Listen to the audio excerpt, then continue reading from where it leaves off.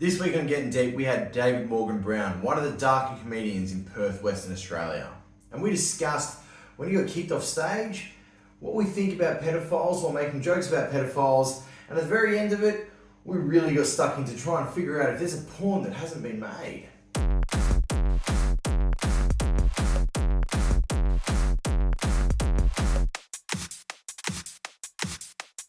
I haven't gotten in big trouble in the stand-up scene in a while, but we'll see how that goes with Fringe. In a while, so you have.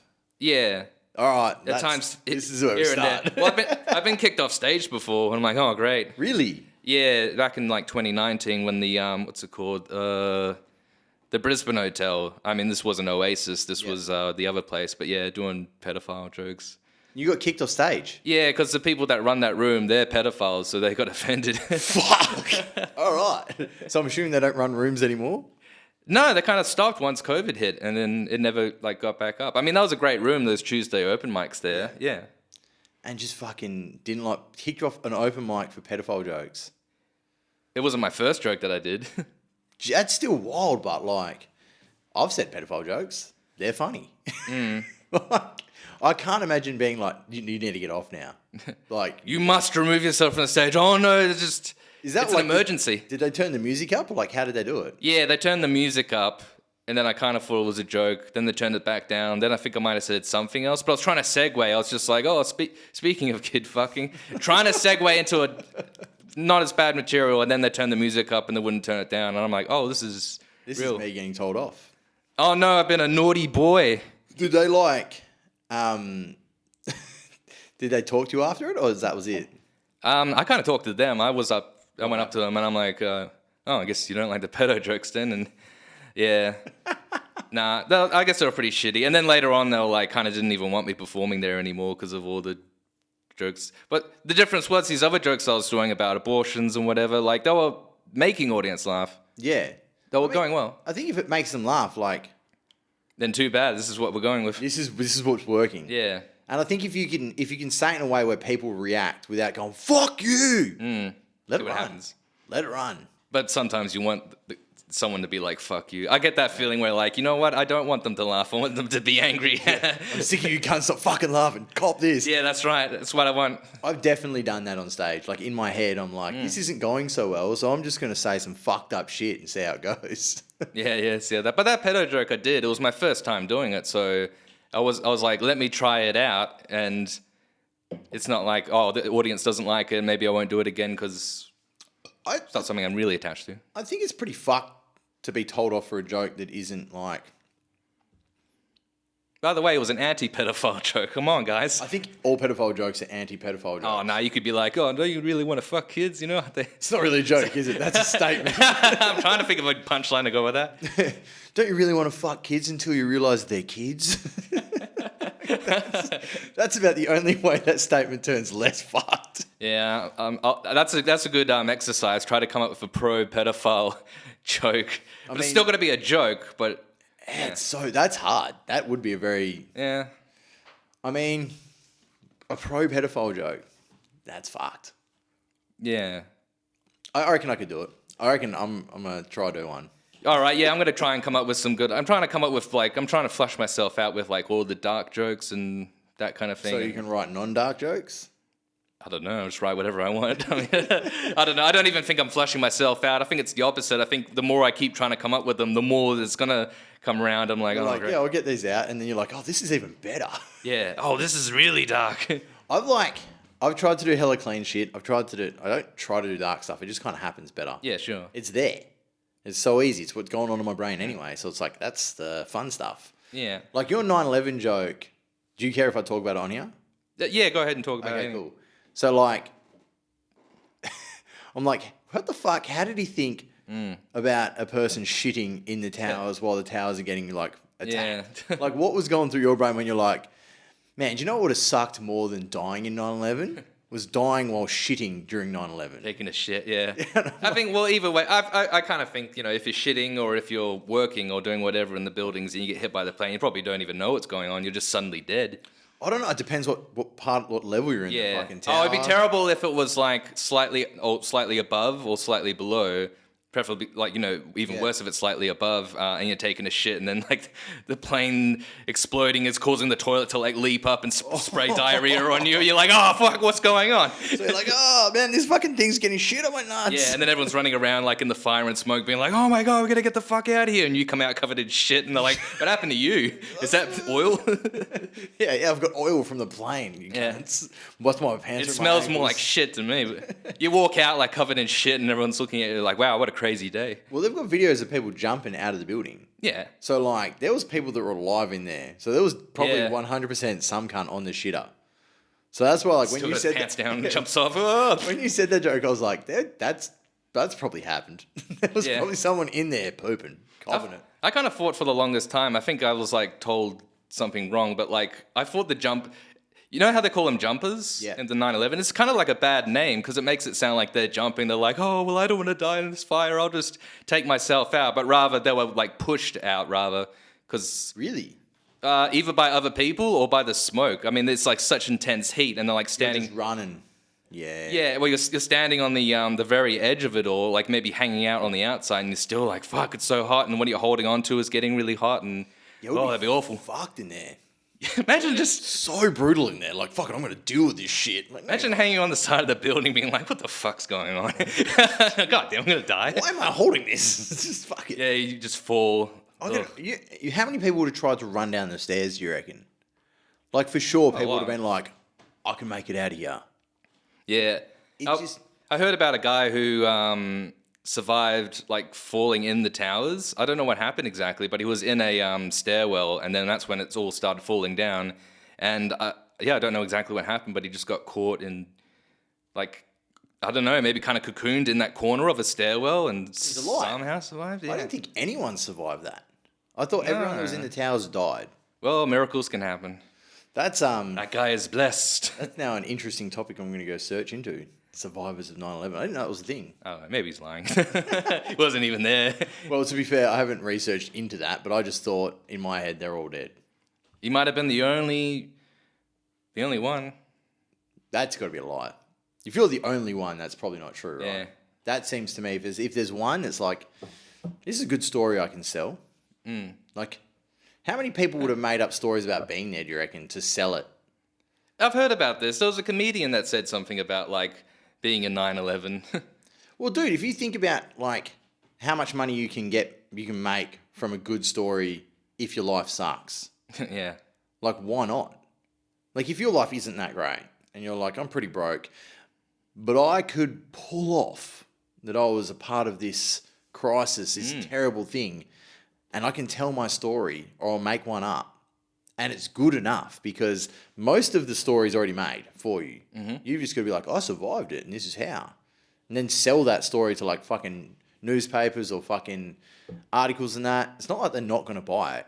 And they barely do anything to fucking proofread you nowadays. Especially with a big event like that where a lot of people died, a lot of people are affected in the immediate aftermath or like during it. And it's not like how are they going to verify if you were there or not. Yeah, like it's Just too much insane. chaos.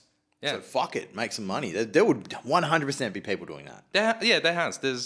I've heard of a few. Yeah. It's got to be a number. I would never do something like that because I'm the kind of guy that's like really afraid of getting caught out in a lie. I'm like, oh God, I know it's just going to happen someday. I'm just going to like blurt it out one day. I don't lie because I hate lying. I think it's like a pussy act. So I try and explain to my kids, I'm like, if you lie, you're just scared. Yeah. Like the most non-scared people I've ever met never lie. They don't have to because they're like, what? I don't care about these consequences. I'm not scared of telling you fucks the truth, so I'm gonna. And I So they would never lie about being in 9/11. well, I was in the plane. I was the one that flew in. I just jumped out the side. Yeah, there was like one parachute. I wonder, like, honestly, I know that the religious belief of them doing it, but don't you think they could be like, we could fly this good enough and then jump out and like parachute away? What, into the arms of the FBI and everyone? Well, I mean, there's a chance you're getting away. At least you're not dead. You know? To be fair, if you're caught by America, that is probably a life worth dying. That's probably way more worse than death. Yeah, but I think things got worse for like those kinds of prisoners after 9/11. Oh, yeah, for sure. I don't know how it was before. Maybe I'm talking shit, but it seemed like it got worse. Like, They're like, oh, fuck you. You want to try another 9/11? No, thank you. You're going to be covered in shit. It would have got worse Electrocuted. from, like, it was worse for everyone just existing.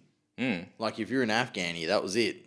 You're a terrorist. Yeah, but what you're saying about this religious aspect, there is certainly that where, it's not, I don't know if it was the main thing behind 9/11, but there was like, yeah, do this and you'll get your virgins in heaven. There is all them promised land.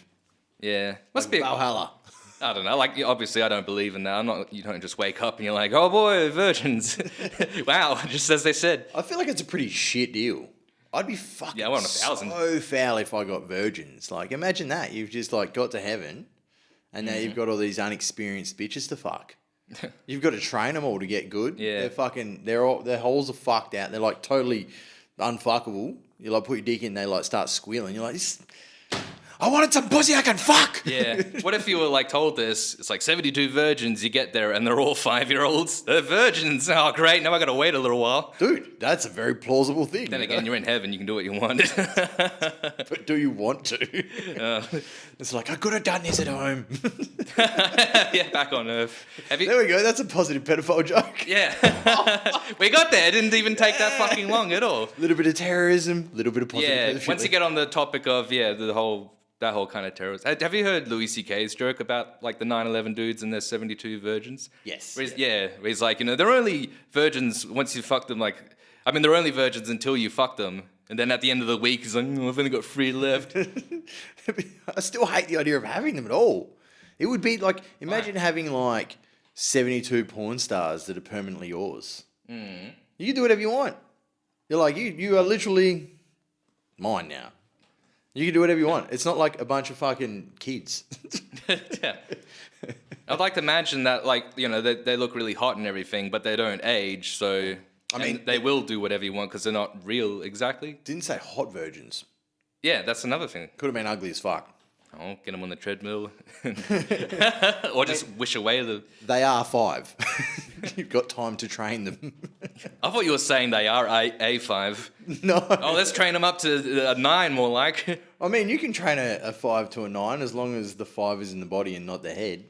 Yeah, for sure. Yeah, I've seen some videos of women. Like, there's these TikTok videos of women. They look very attractive, and it shows them doing makeup, but it's kind of in reverse. Yeah. And it shows them like fucking pulling out their teeth You're and like, what taking out an eyeball and not wild. doing their hair, and you're like, holy hell. Yeah, you're like, imagine waking up to that. Yeah. Like, imagine if that shit's like magic. You got this hot ass bitch who's realistically a zombie. You're like, God, why are you in my house? Lying, don't you deceive me, That's all that is. That is just straight deception. Yeah. The hottest deception to exist. I wonder, them people, like, do they get boyfriends ever? They're like, I don't want you wearing makeup. Because, there's dudes out, I used to be like that. Was like, nah, I think it's better that you don't wear makeup. Makeup's fake. Mm-hmm. But then imagine that's your girlfriend. You're like, no, I don't want you wearing makeup. You're like, no. I don't want you putting your teeth in. Can you just... Yeah, that's a good point. Can you just, like, wear your makeup constantly forever? Yeah.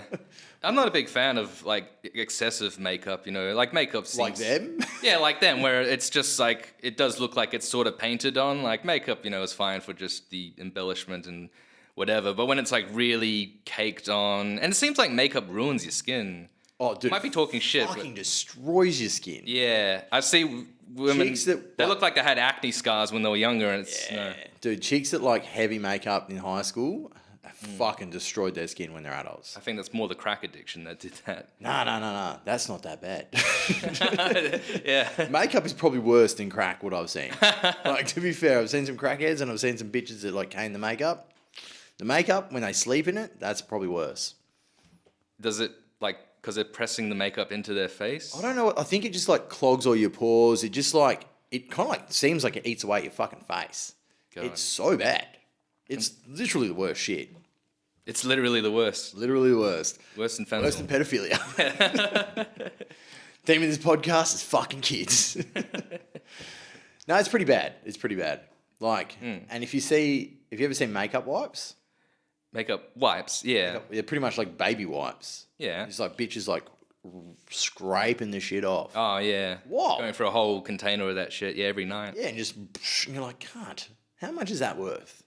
Like, is that like gold? Yeah, this is something that I just don't think about because, yeah, I don't ever buy makeup, but I guess sometimes I'm like, oh, it is expensive. It's insane. Yeah. It is insane. Oh, whatever, I don't have to deal with this. Fuck, man. Oh, if I was a chick, I'd probably just be like, I'm a dude. No wonder there's trannies changing. Like, Even the if cost of makeup. Fuck it, let's be dudes. I don't wear makeup, but I sometimes have to put on like whatever kind of shit to make my face less flaky and whatever. And when I look at like a jar of that for $5, I'm like, oh God, I gotta pay for this. I have to wear it so I don't. Yeah, just thinking about like having to put on. If I was a chick, I wouldn't be putting on that much makeup. So expensive, man. Like, and some chicks go hard. I've seen some like pretty expensive makeups in my time, and I'm like, Yeah. why does that exist? That's a hobby. Gotta spend your money somewhere. Is that a hobby? I suppose it is. Well, it's something that, you know, if you were getting into it, you would start to know different brands, what works, what's good for, like, cleaning up your face and not making you look like a grandma at 30. At 30. That's right. Imagine looking like a grandma at 30. Yeah. Don't turn me on. That's nice. I like them gilfs. The gilfs. Yeah. The young gilfs. The young... I want gilfs someone, at 28 years old. someone who's really fucking had a hard life. Like her mum had her at 16 and she had a kid at 16. Young gilf. Yeah, that's crazy. I mean, I feel like I've seen this recently, but yeah, it's like, yeah, a gilf that's like, oh my God, you're a gilf before 40 or whatever. Well, my ex's daughter, which was technically a stepdaughter for 10 years, he's pregnant at 18. So I'm technically will be a granddad next year at 35, which is wild in my eyes. Absolutely wild. But hey. Well, you got to get there at some point. I mean, I'm thinking like 100 years ago or more, weren't people getting married at like, or even having kids at like 15? Like 12, dude. Yeah. Elvis was married to a 12-year-old. Good That's for him. fucking insane. Man. 12? I'm pretty certain he's like fucking whatever her name was 12. I thought she might have been 12 when they met, and then she was maybe 15 Yeah, I think or that was something. the case. 12. I think you might be thinking of Charlie Chaplin. It's like the age of consent has gone up. It's like, oh, in the 50s and 60s, people were like, oh, you can't fuck a 12-year-old. Oh, that's too much. Make sure she's 15. Like, I mean, 15 like is better than 12. Yeah. But still. Our standards have gone up over the... Still pretty rough.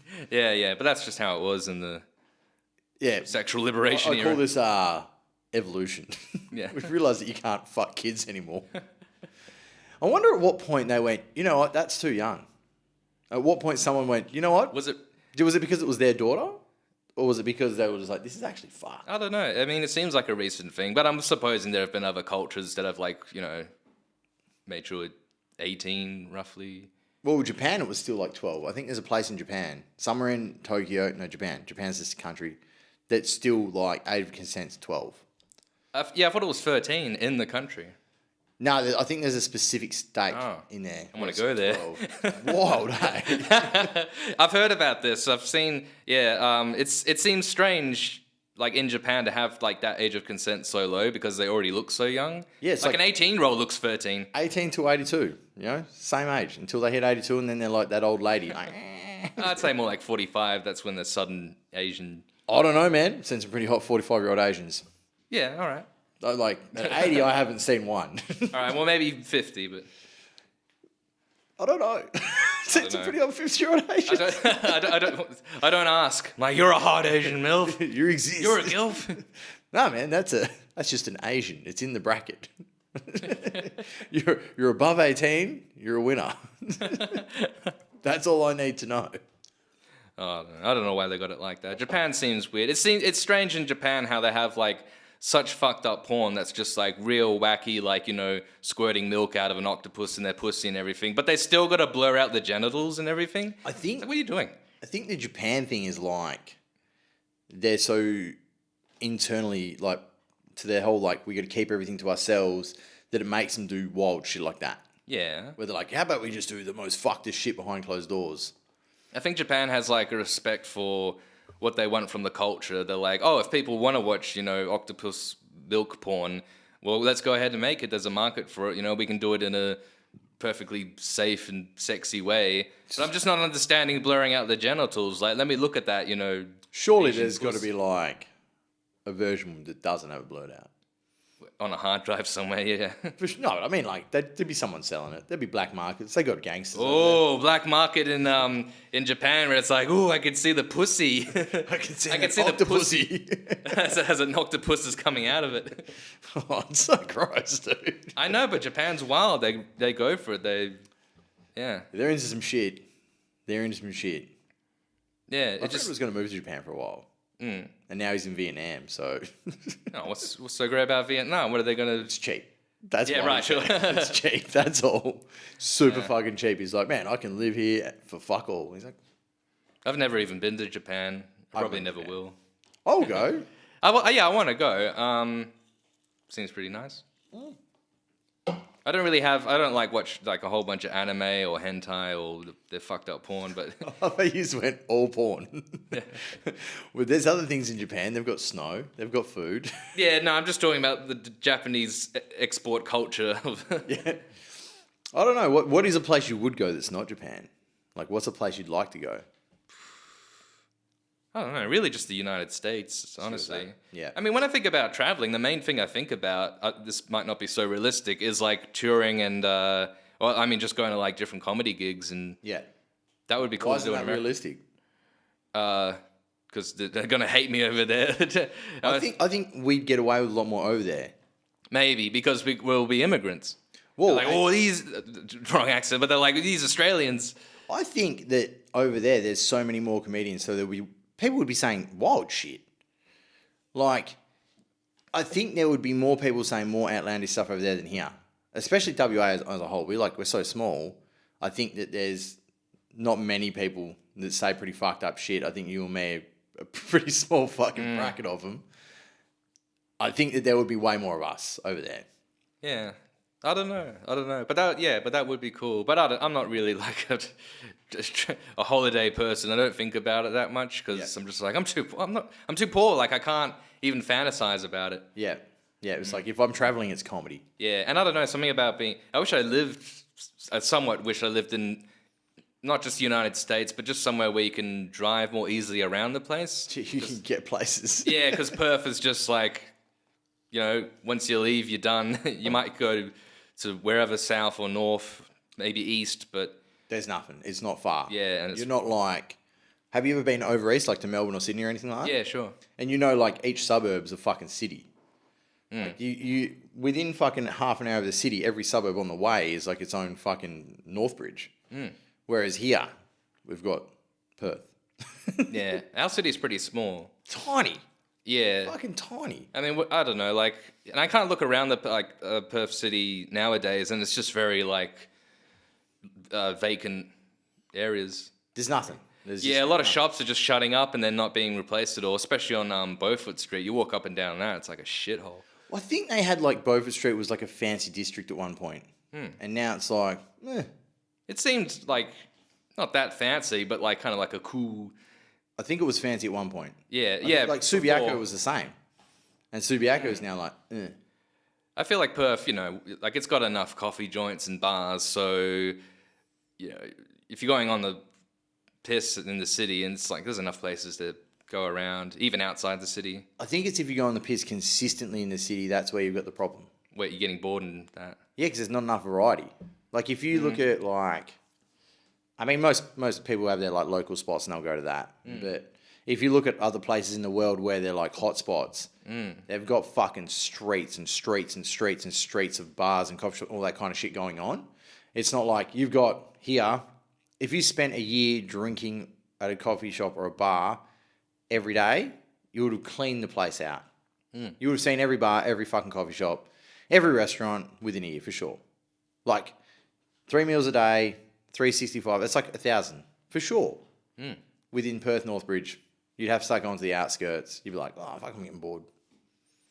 It wouldn't be far. It wouldn't be hard. Yeah, not that I've been to this. Oh, I guess I've been to the city. I only go there for comedy, so Yeah. because me and my friends, we usually like. It's just easier to drive to places like outside of the city. It can be a kind of a bitch to. That's another thing. Parking is just a little fucked. Sometimes for me, I try to like give myself a challenge and be like, all right, I got to go to this place right in the city. Like I bet I can find a fucking parking spot somewhere. Yeah. Yeah. I know one place that's really good for it. And what is that? Fucking CPP Rose Street car park. You have to pay? Always. Yeah, it's like fucking... I'm talking about a free... Well, actually, after 6 p.m, it's free. Because they've had that since like COVID. It's been like free after 6 o'clock, except on the weekends. Right. But yeah, Rose Street, CPP car park.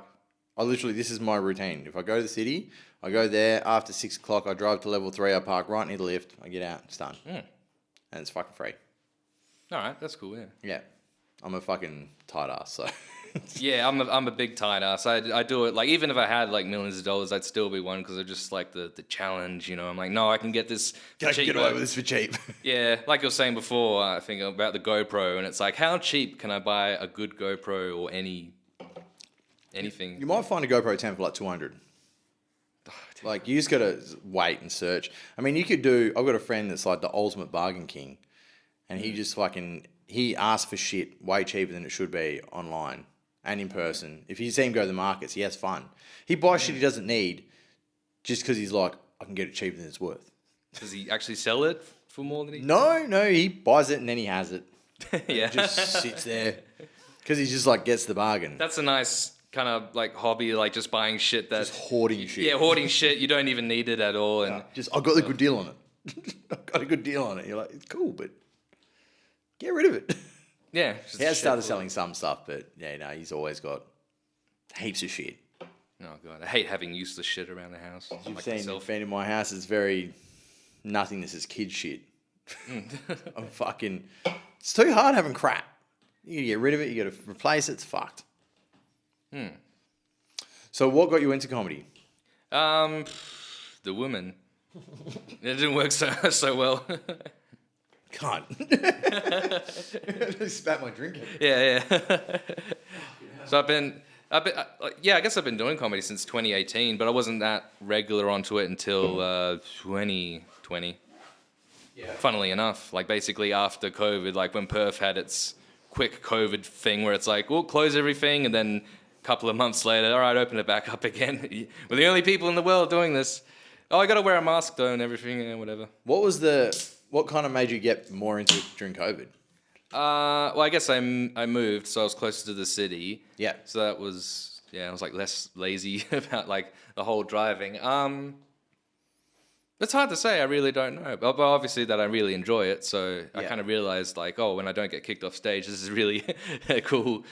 How long after you getting kicked off stage did you come back to do another gig? Was that kind of like just the same amount of time, I'd say, yeah. Yeah, so it wasn't like it's fuck this. No, I don't usually get that way. I'm still like, I still think fuck this and like that's a bummer, but whatever. It's their room. Yeah, I know. Even though it's like you have a disagreement about like, I'm trying to. What comedy is? Yeah, someone did that joke at the Sunday Slouches. I've heard some fuck shit at that place, and I'm just like, well, I've said some pretty fuck shit at that place. Yeah, sure. And when I hear it, I'm just like, it's up to the comedian and the audience to figure out like, is it fucked, but is it funny? And if so, well, keep doing it. I think it's funny. It's funny. That's how I look at it. Like, if we start banning what we can joke about, we're fucking. This is too hard. The world's too fucking hard, man. And I think soft people that have had easy lives think you can ban stuff like that because they don't realize that some people that have had hard lives use this to get through. Yeah, for sure. Yeah, I definitely agree with saying the world is hard enough. You don't want this like extra. It just feels very unnecessary, and all this kind of crap that like people seem to be offended by, whatever the topics are these days. I bet you 10, 15 years from now, it will be like somewhat commonplace. And it'll just be a new thing that everyone gets bothered by. It changes, man. It's stupid. It just keeps changing. I had this person the other day get offended at me because I said I'm a ginger. She's like, that offends me. Did you use a hard R? No, I said ginger. Yeah. I said the word ginger. I was like, I'm half ginger. And she's like, that offends me. And I was like, why? Sorry, she wasn't a she, but I'll get to that part in a second. Well, okay. You're just confused about... Oh, it's fuck, man. Do you mean they? It was a they. Wow. Yeah, but I didn't know that because it was not fucking obvious. But I think it was maybe just a ploy to have an argument. But they said, that offends me. And I was like, why? Like, because I'm part First Nations. And I was like, cool. I said I'm a ginger. What are you, a redhead? I said I'm a ginger. I'm like, my dad was orange. Like, what does that got to do with First Nations? At all. She's like, that word. And I was like, that word is ginga.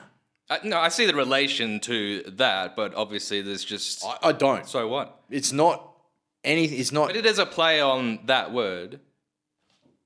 It's ginger. Yeah. With an A. Yeah. It's ginger. It's just like, any Australian mostly says ginger. And ginga. It's Ginger. Ginger. It actually sounds First Nations, by the way, Ginga. Oh, I can say that. To a degree. I can imagine a suburb called Ginga. Yeah, okay, yeah. But still, I was like, I don't know, like, how? It's like that word. And I was like, that word it's a fucking derogatory term towards orange people, if anything. Like, I mean, it's just what they are. But no one cares about that. And then from that I must have called her a girl at some point. Oh, no. In that sentence. I don't know how, because I don't remember. I was blind. Yeah. And then she was like, sorry, I don't know how to say that. Yeah. I can't believe you just assumed I was a girl. And I was like, what are you then? Sorry. I feel like once you've got like those two like offended topics and whatever, you might as well just start talking about Ukraine now and Israel and just being like, how much more offended can you get? Like, let's see where we can... You don't have to have a conversation with me, cunt. We weren't having a chat. Yeah. You butted into me talking to this cunt and told me you're offended by my word. How about I'm offended by you looking at me, cunt? Fuck off. Like, fuck you, dude. Like, go away. Oh, sorry, not a dude. So, what's like a term to call non-binary people that's similar to dude or chick? Yeah, fuck off. Don't come and invade my conversation, bitch. Yeah. Like, I say all them terms in non-fucking, like, cunt, bitch, dude, all that. I don't look at them as, like, gender-specific words. And I've had people get annoyed at me, and I'm just like, fuck up. These are, like, I call everyone a dude. I call chicks dudes. Because... Yeah, I love doing that. That's man, fucking... come over here. Just saying it to You say, man, come over here? Yeah. I haven't done that. Dude. Oi, man. I have said oi, man, to chicks. Look at this video. I have said oi, man, to chicks. Yeah. It's like it's like, mate. It's just a fucking word. Who cares? Why do we care about words so much? Yeah, it is ridiculous because I don't care about. Well, I guess I care about, but I don't care about like speech. Like I'm more into actions, like bad actions, intent actions. That's what matters. Yeah, like words, especially in comedy, because it's so loose. Like you could really be trying to make a point, or you're making the opposite point of what you're trying to say, because like that's part of the joke where it's like, haha. Yeah. Thinking the opposite. I'm taking you over here so you can get here. Yeah. It's a kind of a dynamic with that. But yeah, I don't care anymore. I think, like, yeah, for me, if someone's going to get pissed off at me for saying words, I'm like, man, get punched. Yeah, you ever been punched before? That sucks. You'll be offended then. You'll be a triggered snowflake once you get socked in the face. So angry when you get hit. That shit sucks dick. You're like, oh my God, I'm going to go on TikTok and complain about this. What an outrage. I can't believe you punched me. I honestly think some people should get punched more. Like, yeah. if you've been punched enough, you're like, I'm not saying shit. I'm not going to come up to random people and be like, you made me angry. Shut the fuck up, cunt. Yeah, it is a tricky thing because someone can be like totally in the wrong, but if you sock them, it's like, well, that's an assault charge and you're in jail for however long. And that's why generally people have to be, I don't know. I'm trying to get into the mentality of a drunk cunt at 2 a.m. in Northbridge being like, oh, I'm going to sock you, but don't want to go to jail. Oh, them cunts aren't thinking, bro. I know. If they're hitting you, it's on. So many, dude, my friend got fucking jumped in Northbridge. Like, I mean, they jumped on his fucking head, literally jumped on his head. And he was in a neck brace. His whole fucking head was like twice the size. Oh, man. In ICU in Royal Perth Hospital. Never found the cunts that did it. No. Never found him. He was on the fucking news. They were trying to find him. They had CCTV of these guys. Fucking fucked this dude up big time. They thought he was going to die. We thought he was going to die. I was fucking down here and we drove to 6 in the morning because the hospital call was like, your friend might be dying and you're like emergency contact. And I was like, fuck. And he was fucked. Never found the cunts. And you're like, well, people do shit like that. Like them they obviously weren't like, I fucking don't care. They just do it. Yeah. And they run. Wild shit, man. But I think a lot of people don't get punched anymore because the cameras or whatever. Yeah, cameras are a big thing. That's why people don't get murdered anymore. Because how do you? They still get murdered in other countries. Where there's no CCTV, or if you're like getting away with it. If you look at like America, UK, Europe and shit, cunts are dying flat out. Like, London's meant to be one of the most surveilled places in the world. 100% there's still people dying their heart out. For sure. Yeah, but don't you think the people murdering them are getting arrested? Or Not as same rates as before. I can't imagine it's gotten any better. oh, I don't know. Think about it. People die indoors. Like, if you're going to murder someone, it's not really going to be on the street. Well, yeah, maybe it's a bit different. If like I'm trying to think of like kind of a random person rather than someone that where you're killing them in your house and happening a whole thing. I honestly wonder how many like murders are random. Why would you go kill someone at random? Like them weird serial I killers? wouldn't kill someone I know. I'd feel embarrassed. I want it to be someone I've never seen before. Don't want any like personal. There's no one in my life that I feel personally I want to kill. But if I'm gonna kill someone, just to get it out of my system, then it's gonna be a random person. Just to see what it's like. Just to feel like a god. Just to feel like a guy. No, I said a god. Oh, God. Okay. I said just to I feel have like gender a guy. dysphoria. I need to kill someone just to ease it up. This will make me feel like a dude. Oh, I can't die. Fuck. I feel like a real man. Just imagine that, eh? Someone just standing over someone, feeding them death. This is what men do. I fucking told you. But on the other side of it is like, imagine being murdered, by a random person. You're like, oh, what did I ever do to you? What's going on? Yeah, I mean, I think being tortured would be worse. Yeah, of course. I wouldn't like that. If you're dead, you're dead. You're like, you don't know. It's Yeah. over. But if you were like kidnapped and fucking tortured and all that, that's fucked. I would hate to, that sounds like my least favorite thing is to be tortured. If I was like held captive and tortured, but like kept alive for longer than I would have lived if I hadn't have been captured, Yeah, I'm living to 90 years old. I'm like, oh my God, I'm still having like, all these needles stuck in my urethra. Some like burnt out sex slave that's like a cunt. Oh, dude. Fuck that. Oh, that's rough. I don't know. Like, it must be hard to get tortured and not kill the person. Well, I mean, I can't imagine that you're wanting to be tortured and not get out of there. Like, for sure, you'd want to kill him. Actually, you're probably one of the only people I could talk about this with on a microphone. I had a really fucked up thought the other day. Oh, brilliant. I probably had the same one.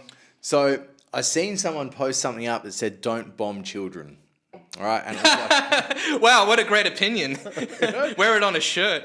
well, it was like, "Don't bomb children." And I assume it's to do with a war or something. Yeah. And I was like, that's a pretty dumb thing to say. Because at the end of the day, like, you shouldn't bomb anyone, duh. But if you are bombing someone, you 100% want to bomb their kids. Because if you don't, they're going to come and kill you later.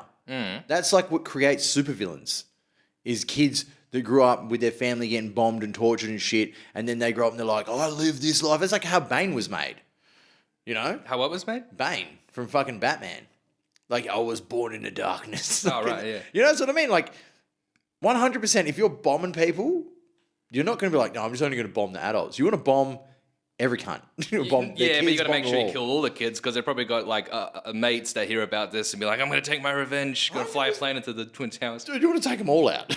Like, if you're fucking killing people, wipe the fuckers out, man. We sound, or with us, I'll bring myself into it. We sound like Americans, like just after 9/11, being like, fucking turn the whole of Middle East into glass, bomb the shit out of everyone there. Well, I mean, like, I'm not saying you should bomb anyone. I think that's dumb. But, like, if you were going to bomb someone, you'd want to take the family. You wouldn't want to take the parent. You take...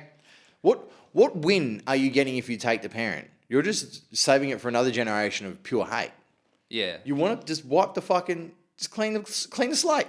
Yeah. Just wipe them all out. I appreciate what you're trying to say, but I just don't think it would it would work. I just feel like there's going to be someone out there who's like literally going to have kids with as many wives as they can so they can create these like super soldiers. Dude, for sure. Yeah. But I reckon, like, anyway, either way what's happening, like, them cunts, for sure, the people that are bombing people are thinking that anyway. Imagine if they weren't. If they're like, yeah, we're just going to bomb the men. No, they're not. They're like, let's kill everyone. Let's fucking kill everyone. That would be sexist. How dare they? Yeah, you're right. But it makes sense if you got like, mostly mostly male army. Dude, Obviously, if you're killing the army, you're killing men. yeah, but I mean, like, they're killing everyone. Places, Yeah. whenever you see things getting bombed and shit, they're killing civilians. It's funny to think I don't know if I'm statistically right, but there's probably a bomb going off right now somewhere in the world, and someone's getting their fucking head yeeted off. And We're not dying even without talking knowing shit it's- like kill the fucking kids with them. Yeah, there's something going off. There would be, for sure. Every instance of the day, all day, every day. At this bomb point, going off? At this point in time, I think so. Yeah, I think crazy. I think there's enough wars going on right now that Yeah, right now. that's probably happening. For sure. I don't know. I don't fucking watch the news, so Yeah, no, I don't. I can't watch the news. I mean, it's fucking disgusting, terrible. the events on the news or how they present them. All of it. Yeah. All of it. I've got like, I hate how the news is not the news. It's just bad things. Oh, it's just fucking opinions. Like, Right, yeah. That's not the news to me. That's fucking some opinion. Like, the news is, tell me the facts, that's it. This is what's yeah. happening. Get as close as that as you can. But yeah, that's just not how it's going to work. Just that it. That's all it is. Like, a bomb went off here. We don't know who did it. We don't know who's dead. They're all opinions. That's what happened. Done. Success. That's fact. Yeah. But I think, the news is just depressing. Just cunts. Just cunts. It's kind of Controlled by cunts. Yeah, I did try to. I don't know. Like, I think I might have, at a point in my life, like 2016, was somewhat like, oh, I should maybe get into the news more and know about what's going on. And I look for 1 second, I'm like, oh my god, I can't swim through all this crap to get to like the actual sources. And my mum gives me crap for it as well. She's like, you should watch the news, and I'm like, oh, what website? What's the site that's just like, here, as you were saying, here are the facts. Yeah, what's the benefit?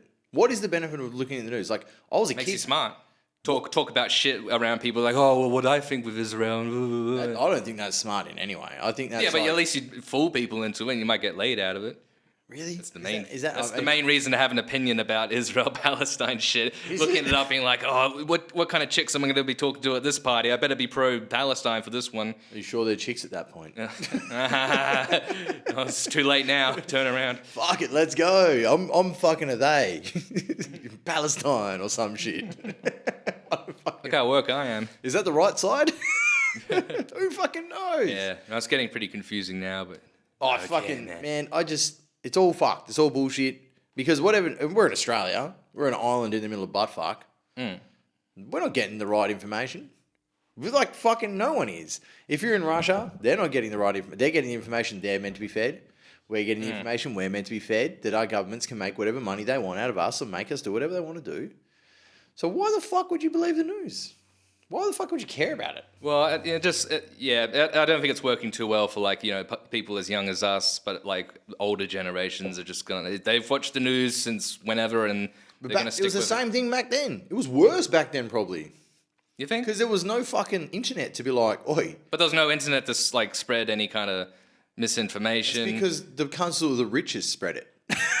Yeah, They own the media. it's hard to say because I don't watch a lot of like news from the '60s. Like just Just think of it this way, right? How did the Nazi Party exist without propaganda? yeah, but they were good at it. That was the news. That was the news in Germany. How did that happen if they were telling the truth? Or were they? Like, that's the whole thing. Is like, for sure back then, it's like, how did you convince a bunch of cunts to go to war for any other reason? Like, you convince them because of what the bullshit is. Like, anyone with, like, I'm not saying this the wrong way. Someone's going to kill me after that. No, are you pro-Nazi now? Are you? No, I was going to say anyone with a brain, but that's not true because I know smart cunts from the army. Anyone that, like, has any kind of mistrust outside of, like, if they've grown up with mistrust in their life, you can't trust the news or the army or anything because you can just look at it and go, like, why am I doing this? Why are you convincing me this is a good idea? Protect our country. And you're like, yeah, but I'm killing people that are protecting their country. So it's like, at what point is everyone being told the same thing to go kill each other? And who benefits from that? I suppose it's preemptive self-defense when you go to someone else's country or house and like, I know you're going to punch me later, so here it is beforehand. Exactly, like, Yeah. imagine I walk next door like, I know you're going to hate me after tomorrow, so Yeah. done. It's the crude analogy I'm making, but It's the truth. yeah, I imagine there's some truth to it, yeah. But whatever, I'm Like, not going that's what they talk. That's how they explain what you do in jail. You go to jail and punch the biggest dude there to show your I've intimidation. heard this. Is that really true? No, Now you do that, and everyone's like, "Fuck you, man! Why'd you do that? This guy's a hero. This big man right here. What's I wrong think with him?" that could be a thing in America, but in Australia, that's definitely not a thing. What do you do when you go to prison? What's the first thing you should Shut do? the fuck up.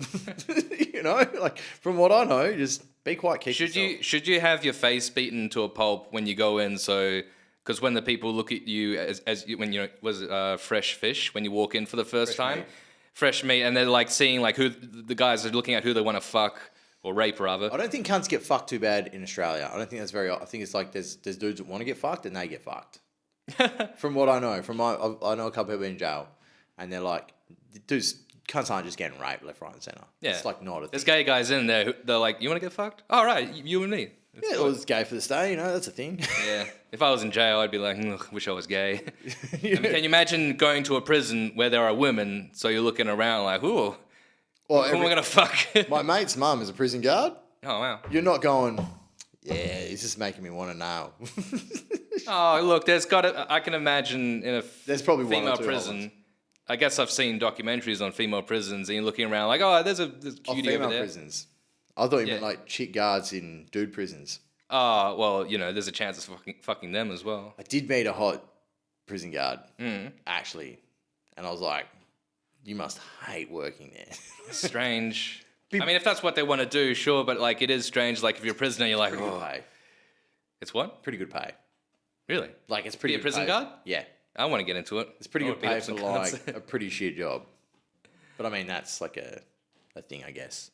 That's interesting to hear. I need a new career path, so. Don't want to be bartender anymore. Maybe a little bit longer, but yeah, I would like more pay because this bartending is very just hospitality. But it's a real Shit pay. I feel like a wife that just has like a shit job. It's like, oh, I'm bringing in a bit of money, and my husband's like, yeah, whatever. I'm like, It must make it Pulling hard for 6 comedy as well, right? why is that? Because like you're working nights. Yeah, definitely. Yeah, for sure. I mean, yeah, pretty much. I try to like make the room for it, but yeah. But then again, I kind of like working at night because it's kind of just my time. Yeah. Like I've worked in bars before at like starting at not bars I guess, but like at 7 a.m. starts and all that kind of crap, and I don't mind that either because once you finish work, you're like, wow, I got the whole day now. Do whatever I want. I've been on 2 hours sleep, but I'm going all right. Yeah, no, I think I couldn't work nights. I think I could work nights if I was doing comedy. Or like not past midnight, Yeah. right? Yeah. I think, yeah, if it was comedy, yeah, because it's good enough, it's fun enough. Why not? But like doing anything else, I'd be like, especially with having kids, it's like impossible. But even the thought of it, like I used to do, my first job was working in Kmart as like a recoverer, which is where you like fucking make all the shelves look nice and shit.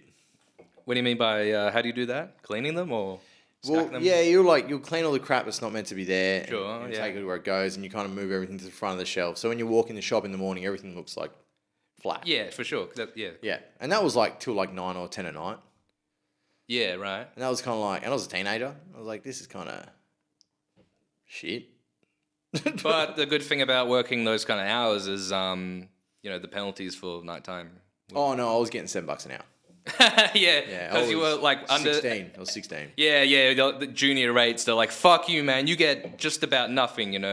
That taught me a lesson, but I remember doing that and seeing someone that was like 25 doing it, and I think they were on like $13, $14 an hour at that time. And I was like, I don't want to be you. And I just stopped going to work. Like, I was like, I'm not coming here anymore. I don't want to be that guy. Did you feel like that guy was, I don't know, had some sort of personality change from working? It's not so bad, 25 working there. Yeah, I mean, like, I was 16 and I just went 9 years' time, I could be you. And I was just like, you're a loser. That's, I mean, I know people, like, who knows what he was like outside of work? But I just, as a 16-year-old that was a fucking bit of a loose unit anyway, I just looked at a dude at 25 in Target and was like, your life sucks, dude. Yeah. I don't want to be you, dude. I'm fucking not coming back here. Right, yeah. But I guess at 16, that's the shit job. Even if you're 20 working at Kmart, it's like, well, you're 20 years old. Like, Yeah, shit dude. job for a shit person because you're only 20. I just looked at it as like anyone that was not a teenager working there. I was like, you're a loser. Like, what is this? Is what you're doing with your life? Yeah. What is wrong with you, dude? Like, when did you die? I guess they did a shitty, useless degree like I did. They probably didn't do a degree. Oh, no, there's plenty. I don't know, like, whatever, that was back in the day, but nowadays it's like, oh, the amount of fucking, especially film students like myself. Yeah, Working at Maggers. Yeah, working at Macca's, you know, bartending, OnlyFans, yeah. OnlyFans, hey, good money. Well, If you're good at it. people say that, like, you know, like every woman that goes on OnlyFans is like a millionaire by the end of the year. Some of them are making like $16 a year. Some bitches are making nothing. Yeah, they're like, oh my God, I'm so disappointed and I put my pussy out there on the line and people have those videos and I only made, $2,000 back to working at Target for me. Because you know what it was, man? They didn't do the marketing. They just thought that people would just know who they were and then want to buy all their shit. They just assumed that it was just going to work. Like, it's like anything, you know? If you were to start a YouTube channel, same as an OnlyFans. You've got to get out there. You've got to find people to find who you are. I mean, the bonus is it's porn. So... People a bit more maybe onto that. They want... Well, they're just like, oh, yeah, fuck, let's go. Good enough. You're hot enough. Like... I think the problem with that is like OnlyFans has enough women just shaking their asses and showing their pussies and whatever. what You need makes like you better? a more niche market though, like doing the whole octopus and pussy thing and 100% that's YouTube as well. You have a niche. If you don't have a niche, Yeah. you don't get anywhere. like just about everything is a fetish. Like doing something with like pouring milk and eggs over your body. You're like, oh, you like that? And you start making 20,000 a year. There would be some cunts into that for sure. Yeah. Well, I think like I said, there's a fetish for everything. Yeah, but that's marketing. Is how do you fucking get it out there? How do you do that? You know? Hey, you would put it on your Facebook. Hey guys, subscribe to my. That's the worst part. If you were to do OnlyFans, the first fucking thing you wouldn't do is tell the people you know. Yeah. Because all you're going to do Oh, is get fucking demoralized so fast. Or now fucking Bert has my pussy pic. Fucking sick. You know? Yeah, or people will even like start talking to you like, oh, you don't need to go down this path, like, blah blah blah. And you're it's- like, oh, go away. Keep it a secret. Literally keep it a secret. Yeah. There's chicks out there that have faceless OnlyFans. Like literally it's yeah. like chin down Yeah, that's a good idea. and it's just Reddit and fucking Twitter. And that's all it is. And they would make fucking stupid money because they spend the time doing the marketing aiming at the fucking perverts that want to watch it. Like, I do this is what you need, and finding that fucking angle, you know?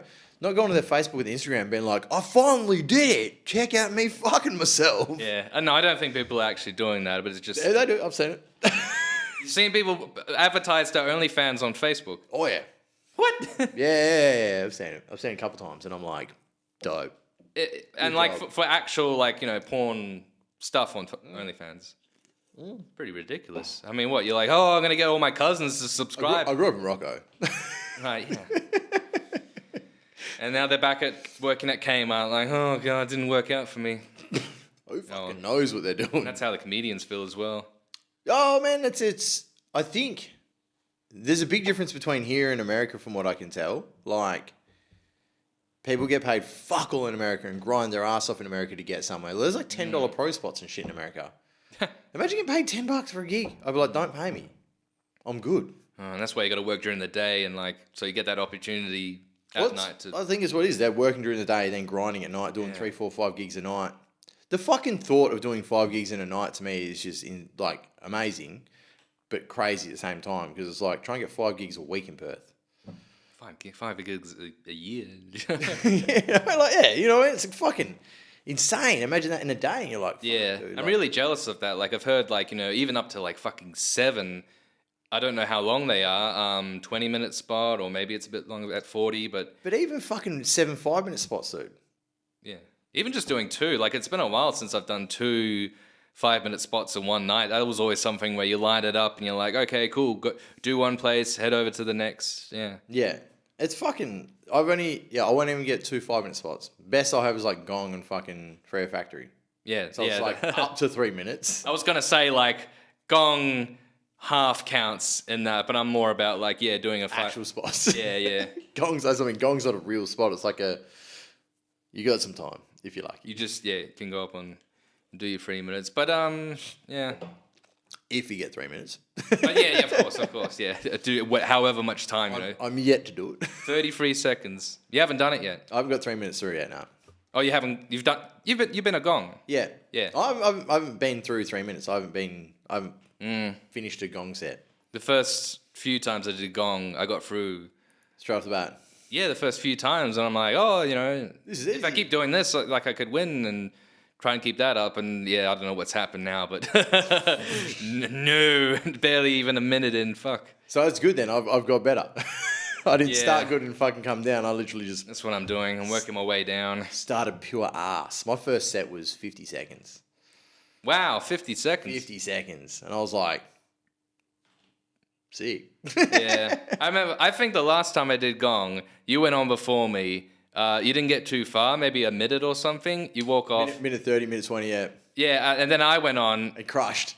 No, fuck no. I walked on, and I think the first thing Chris Shin said was like, you know, don't do worse than the last guy. I told my first joke, a bunch of plates went up, and I looked at him, I'm like, no, I'm gonna do worse. Didn't they already had enough of me? They're like, fuck this sick shit. Why are they saying this stuff? Yeah, but I get more like nervous before doing a gong rather than like it's a shittier feeling before going on stage because it's like I am being Something judged. on the line.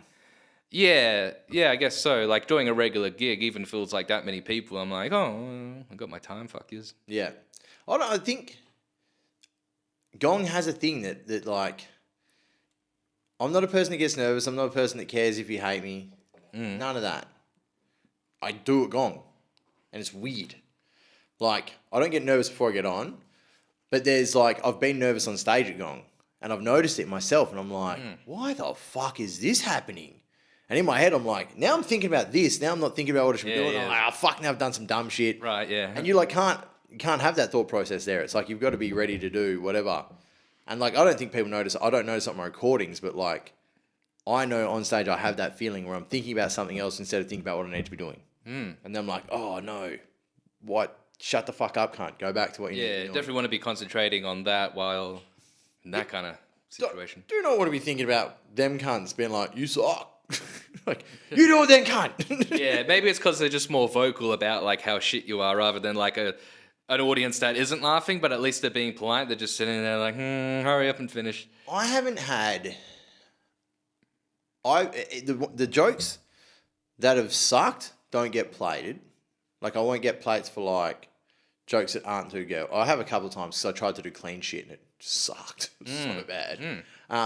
But like my darker shit, people are laughing hard and plates are going up. Yeah. It's like I can split the room.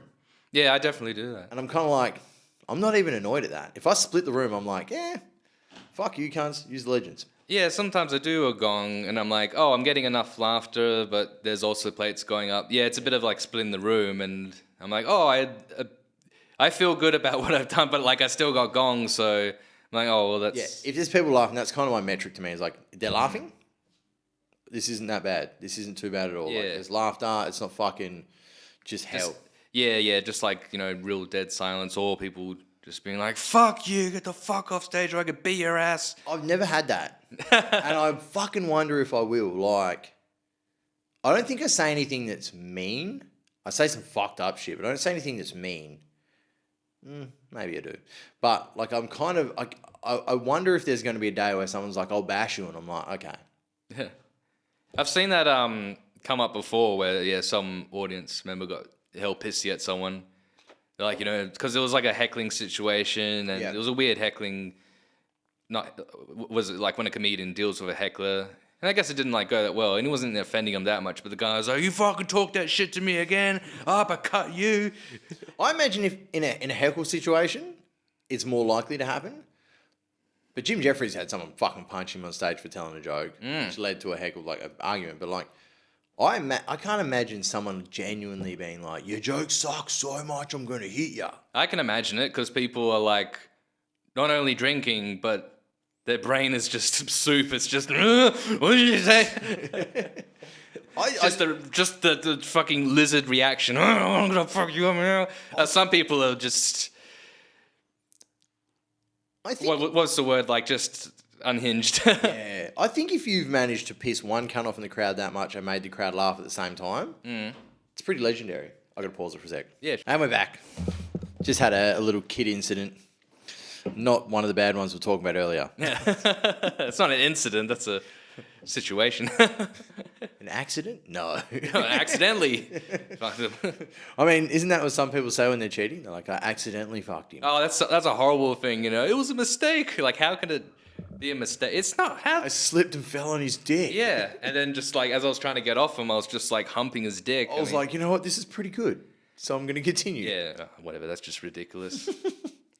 Speaking of kid fucking, do you watch To Catch a Predator at all? Nah. No. You seem like, you know, I don't want to watch that show. I just don't really like true crime. Like, Right, I don't watch a lot of true crime. I just watch that shit because it's just hilarious and you're like, oh boy, here we go. I've watched some of them, like actual legit ones. I suppose that is a legit one. Some of like YouTube ones where they'll like, you know, like bait them, and I'm kind of like, Yeah, they do this similar thing. this is weird. It's kind of like, I don't hate that they do it. Like, I don't hate that there's cunts out there like, I'm gonna bait a pedophile and then bash them or report them or get them done or whatever. They don't usually get bashed. There's been. All right, I've never seen that. I've seen them. I've seen some pretty dark shit on the internet. I sock these cunts in the head. Well, it's just like I think when I was like 1920s, that was like 19, 20-year-old, that was like a thing where it was like, it was before YouTube. It was just like, we're going to get this pedophile and we're going to bash him. And then they'd fucking have these videos of them like baiting them and then flogging them. And I'm like, this is justice. Don't know why I'm watching this, but Yeah, as you were saying before about more cunts getting like punched to the head, like you'd hope that would be like, well, there goes my kid fucking dream.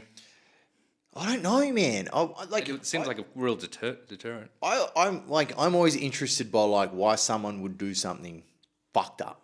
Like, I want to know why. Is there a pedophile?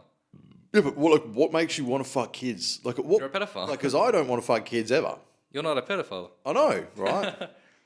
But like, at what point did that happen? Like, what point? What? I understand people just literally just having a brain that's like just not wants, good. that wants to fuck kids and they're like, oh great, you know. But yeah, I guess the whole thing about actually meeting up with them, and being like, oh, I'm doing it. I'm finally. Must be a lot of adrenaline getting there. I just like, for me, I feel like a brain is such a powerful tool that you can kind of mold it to do whatever you want. And I understand some people can't, and they're just formed in a way that just makes them do fucked up shit. But like, how do you get there? How do you get to that? Well, do you know what I think is going to be sick? If I start fucking kids, and then, like, at any point were they like, these cunts are defenseless, or is that like a bonus, or like, are they like, oh, this will be really fun, or like, I don't care about that thing at all. That's not even a human. It's just a thing that I like to fuck. You know, like, what the fuck is going on Yeah, I in think their that's head? it. They're just they have a goal. They want to achieve it, as we all do. And then that's it. Yeah, you know. When it comes to certain like endeavors in life, let's say one that doesn't involve kid fucking, it's some starting a business or whatever. You're like, I'm really going for it. Yeah, And but there's usually reasons behind it. You know, like whatever Yeah, it's what you it wanna is you do, there's like your brain gets you there because of a path. So like, I wonder what the path is to that. Like, because if we can find that out realistically, we'll probably stop pedophiles existing. Because you can be like, this is the path. If we just stop that from being a pathway, maybe we can solve the fucking of kids. sounds difficult given like pedophilia's been that around is forever. so impossible. Yeah, no, we've done a decent job like Putting them on islands, curbing them. Yeah. keeping it to the rich elites. Yeah, yeah, you know, it's legal for them, but for the masses, yeah. Have you heard about the Stephen Hawking stuff? Any of it yet? Is this about him going to Epstein Island? Yeah. No, I haven't really looked into this. I haven't looked into it yet. My friend sent me a link to like all the Epstein court files, and I was like, I'm not going to read them. Like, I don't care. I was like, if there's a client list, I'll read that because I'm curious. But I was like, I can't be bothered reading through hundreds of pages of court documents.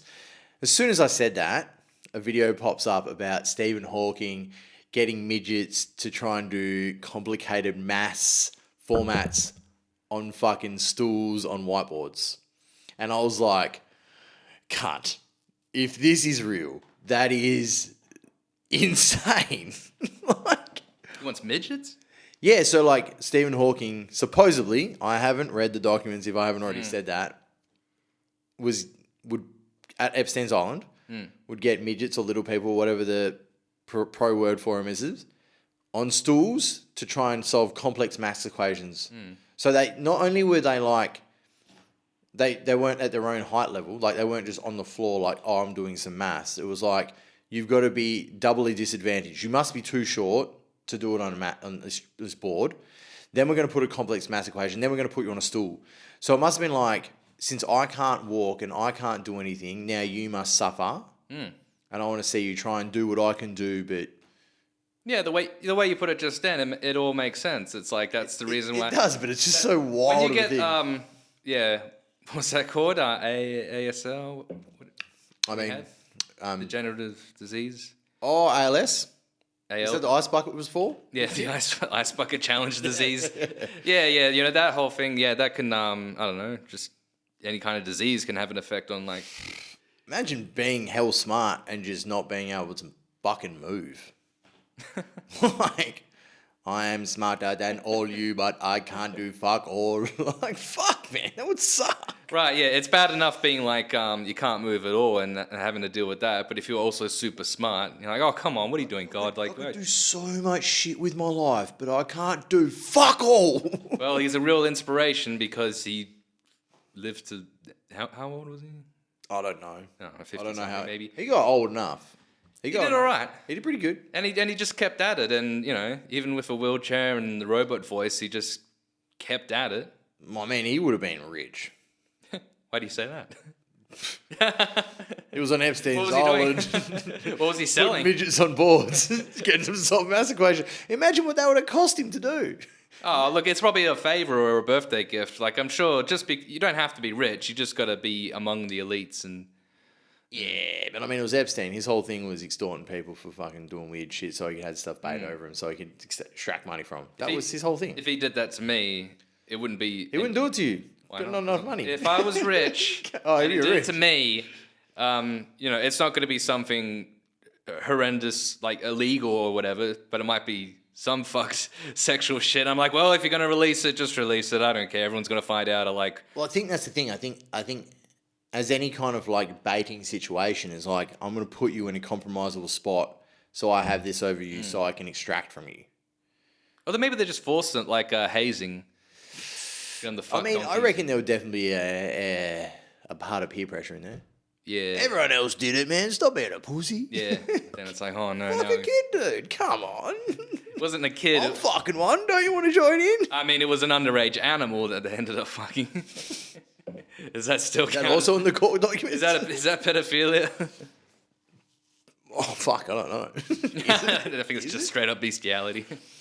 Yeah, like at what age do they call it pedophilia, bestiality, or bestiality? That's fucked. If you fuck a lamb, Better make sure it's 18. that's pedophilia. But if you fuck, what's a fucking old lamb called? A mule? Nah, that's a fucking donkey. I don't know. I know there's different types of lamb. A sheep. Nah, there's like a fucking Mutton. mutton. That's the one. Right, okay. Yeah, you fuck a mutton. Nah, it's all good. That's just bestiality, not pedophilia bestiality. Yeah, I was just marinating the mutton. That's what it's. If you fuck a ewe, that's the kid one. A ewe, a lamb, a mutton. Yeah, but you know what? All these rules go out the window when you're on Epstein Island.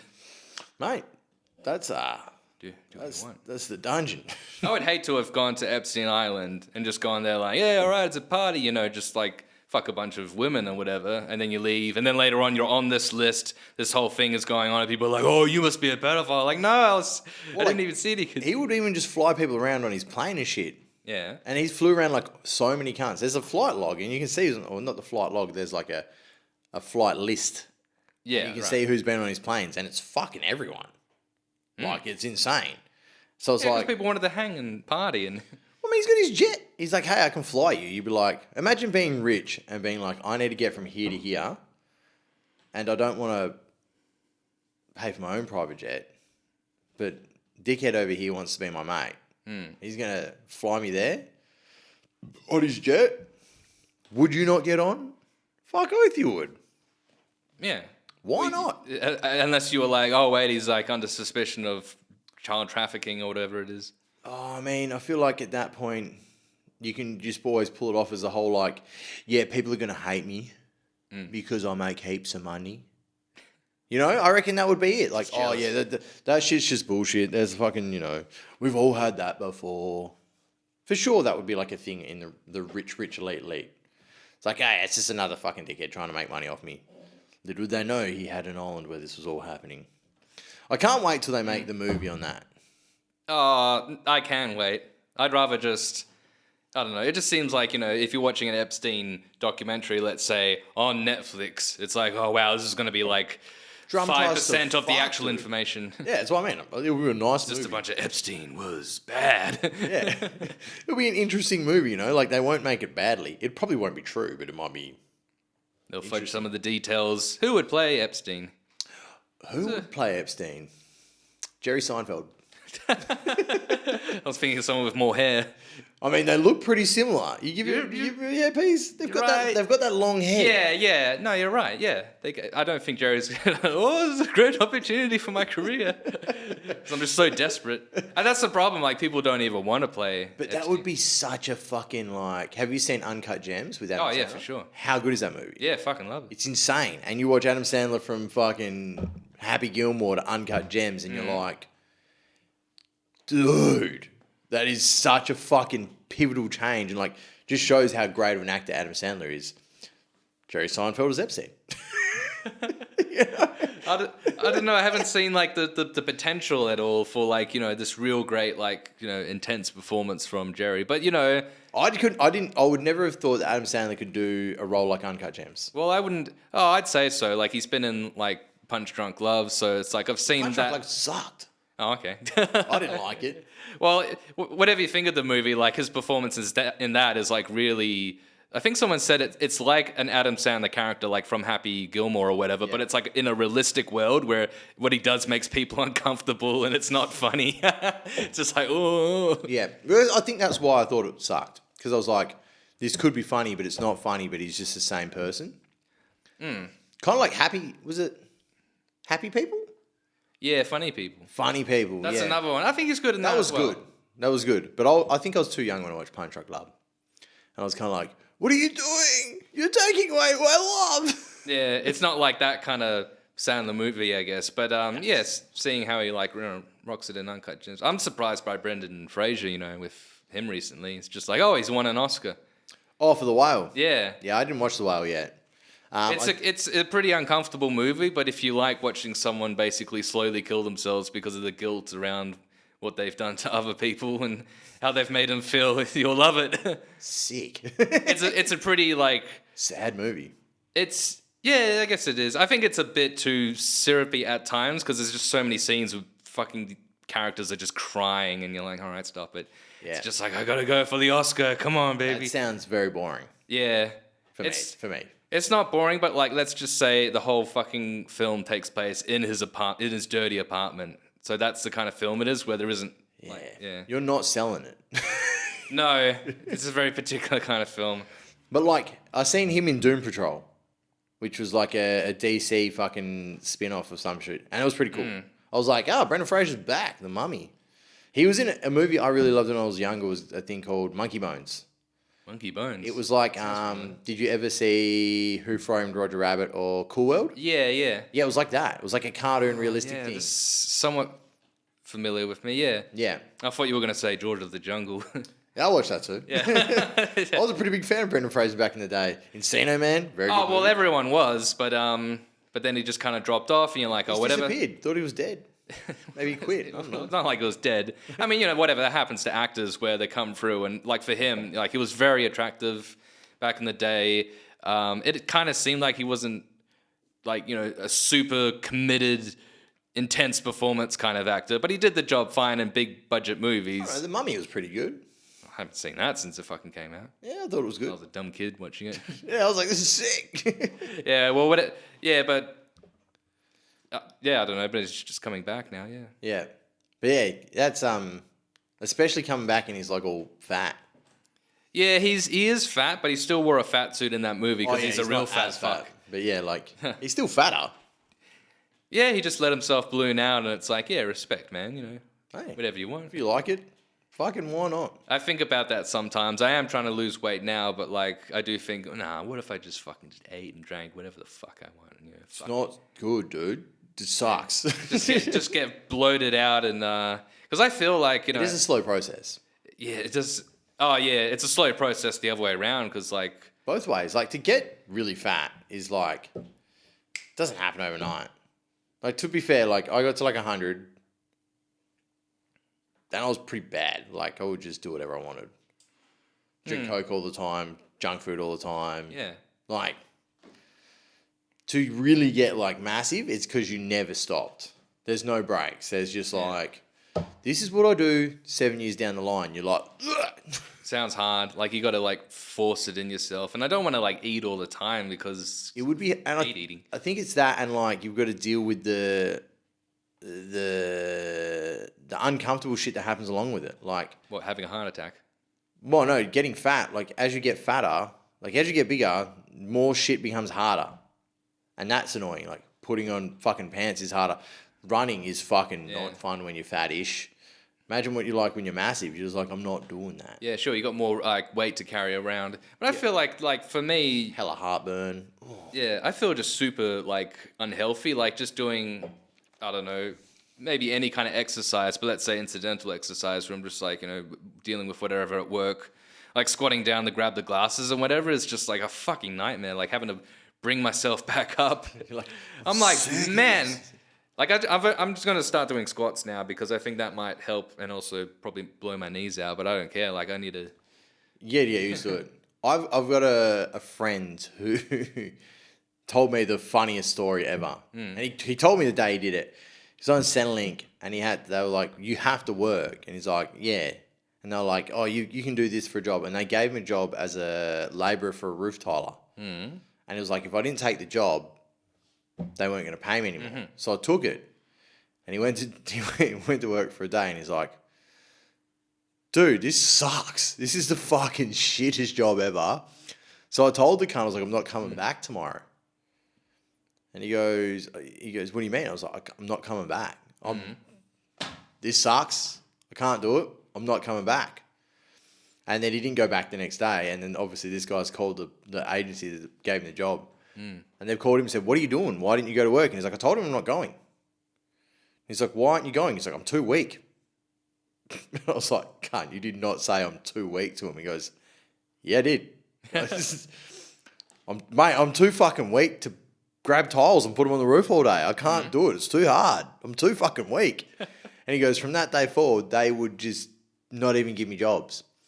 He goes, they just accepted that I suck at life and just went, fuck it. Like, I feel like that's fair, and I'd probably it's so good because of how fair it is, but it's like, I wouldn't have thought just saying to him, nah, I'm weak, man. Can't do it. I'm weak. that's good. I respect. That's real honest. But I mean, there's like easier jobs that he can do. Yeah, no, but that's for some reason they gave him that because he's like, I guess they thought he was fit enough. He's just like, nah, I'm too weak. I mean, fair enough. That's why I kind of don't want to do FIFO. I know I'll just shit my pants and just how fucking tiring it'd be. Depends what you do, man. Like, you do hospo FIFO. It's easy. Yeah, that's right. That weak cunt. That's what I call it. Me and him have this joke on the phone. Anytime he's like, don't want to do jobs, like, I'm weak, man.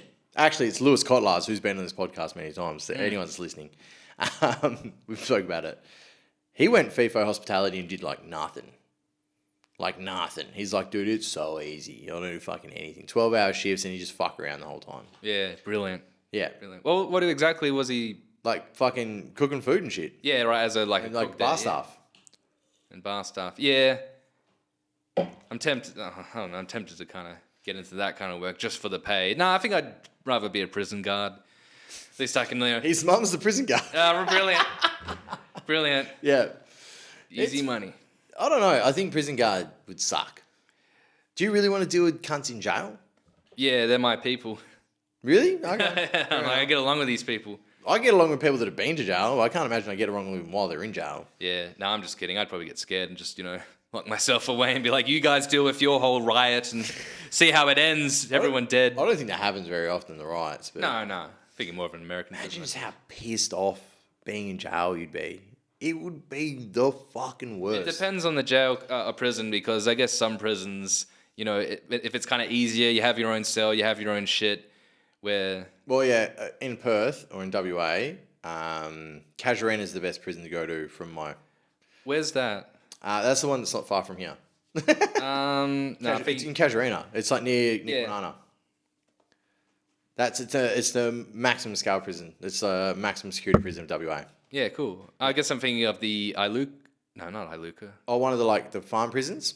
Nah, it's one that's like actually kind of near the suburbs. It's near like Ranford. It's in Ranford. Oh, Acacia. That's Acacia. Maybe. Yeah. Near Canning Vale? Yeah, it's near the school that I used to go to, and you could sometimes hear the guards like testing out their guns. That's Acacia. So Acacia's like the jail you go to when you first get arrested. That's where you go. So that's like the worst. Oh, no, I thought it's the one you go to if you're first arrested, because it's nice and, you know, it weans you in. Well, no, you got to think like people that are getting arrested. There's a lot of junkies that get arrested, and you just can't get drugs in jail like easily. And if you do, it's pretty fucking expensive. And pretty much you trade in White Ox, which is like pouches of cigarettes. Yeah. And they actually give you, they give you a fucking pouch of White Ox as like a welcoming gift when you go to jail. Oh, I'm gonna spend it on crank. But like the thing is, like everyone knows that the new people get a pouch of White Ox, so it's like give us your White Ox. So it's like man. yeah, you get rolled for your darts straight off the bat. Yeah. But yeah, no, that's like there's people coming off drugs, so there's like heaps of cunts get fucking real angry, real shitty. It's like a proving ground kind of thing to a degree. It's pretty much the worst prison you can go to. When you say when you first get arrested, you mean like you might get transferred from there after your Oh no, it's trial? like when you're going to jail. That's the first jail you start in. Yeah, and then you might transfer from there. You will transfer. Yeah, from yeah, there. Most yeah. of the time you will. Like I had a mate that did 18 months and he went to 4 different prisons in that time. Yeah, sure. Yeah. So he started at Acacia, went somewhere else, ended up in Casuarina, and then went to Wooroloo, I think it's called, which is like a farm prison. Which is like, that's probably the nicest because it's like minimum security kind of shit.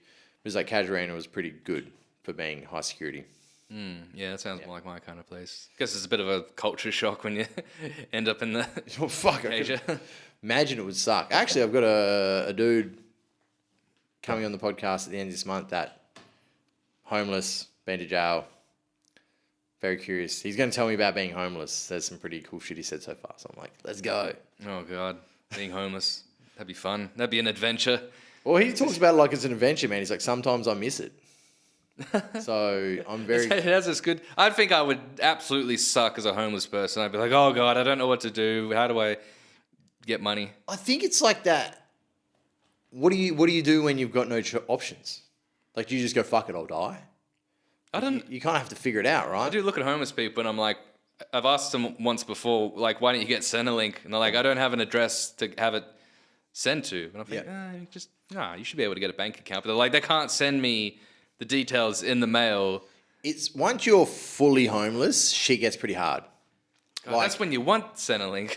That's when you need it. And you don't have to pay rent. Yeah. You probably get tons of money. Well, that's the thing is like, if you don't have an address, you can't get a job, you can't get something, you can't get like that's like a real fucking. That's where it gets hard. I just think, why do you need an address, like legit, like just so they can send you something in the mail? Just email it to me. Like a lot of homeless people have phones these days. Money. It's just like put it in my bank account. You know? Yeah. You know, I think it's to stop like extortion and all that kind of shit. It's like some for sure. cunt making up fucking 10 fake fucking people and But if you see a guy walking into a bank trying to start an account, and they're going, it's like this guy is not clever enough for the whole extortion ring. I mean, he's homeless, you know? Yeah, just give him the account so he can get a Centrelink so he can, overdose on alcohol. But it's even like, if you're a New Zealander that moved over here or born here, you can't get Centrelink at all. Oh, Like New Zealanders because we've got that thing where it's like, you can come here, all good. But if your parents like aren't permanent residents when they have you, then you're not a permanent resident. So you're not eligible for any Centrelink or anything like that. Like I've got friends that are literally like, I don't have that option. I live here and this is my home, but I don't have that option. Like, imagine that. Imagine, like, you can't have Centrelink, but you live in Australia. well, got to get a job. Literally. I know people with kids can't get fucking family, like, any of that shit. They're like, this is just my life. And you're like, wow, okay. You've made it work. Good job. Oh, bummer, man. No, it is what it is. Get a permanent residency. Yeah, however you do that. I mean, not that I care because I was born here, so fuck it, I'll die here. And Well, they were born here too. But Oh, I their see. parents are New Zealanders. yeah, So right. because their parents are New Zealanders without permanent residency, they're born here. So this is all they know. It's not like, oh, I'll just fly back. Oh, I am home. I got to go over there to get free money, but I can't even leave this. I don't know what the fuck I'm doing. Is that how you got to do it? You got to get the New Zealand centre? You just have to get permanent residency, which is like a whole process, which is a pain in the That ass. hard. Just got to go. It's not Pledge easy. the oath. Nah, you got to do a bunch of shit. I actually, a friend of mine finally just did it. Been a New Zealander, or he's been an Aussie. What do you have to do to get that? You have to do a test. You have to And what's wait. the test on, like, who was the first prime minister and all this shit that no one even knows? I think it's hell easy. I think it's super easy. It's like common sense shit that you do in Australia. It's not actually like history. It's like common sense stuff. Okay, cool. Yeah, like what would you do in this situation? Where it's like, be polite, not suck his dick. Don't punch him in the face. Yeah, like shit like that. Like we're like, oh, Just lie, but write down what's meant to be said. yeah, well, like, you know, it's. I think that's most of it's like common sense questions, and then it's paying some money, and then it's waiting time periods, which is like, Yeah, 5 years and longer. no, I think it's that long. I've seen 2 years is pretty normal. 2 years. It's not too long. Because when I think about 2 years, like 2 years to me is like a flash. Like 2 years ago was 2022, and it's like, oh yeah.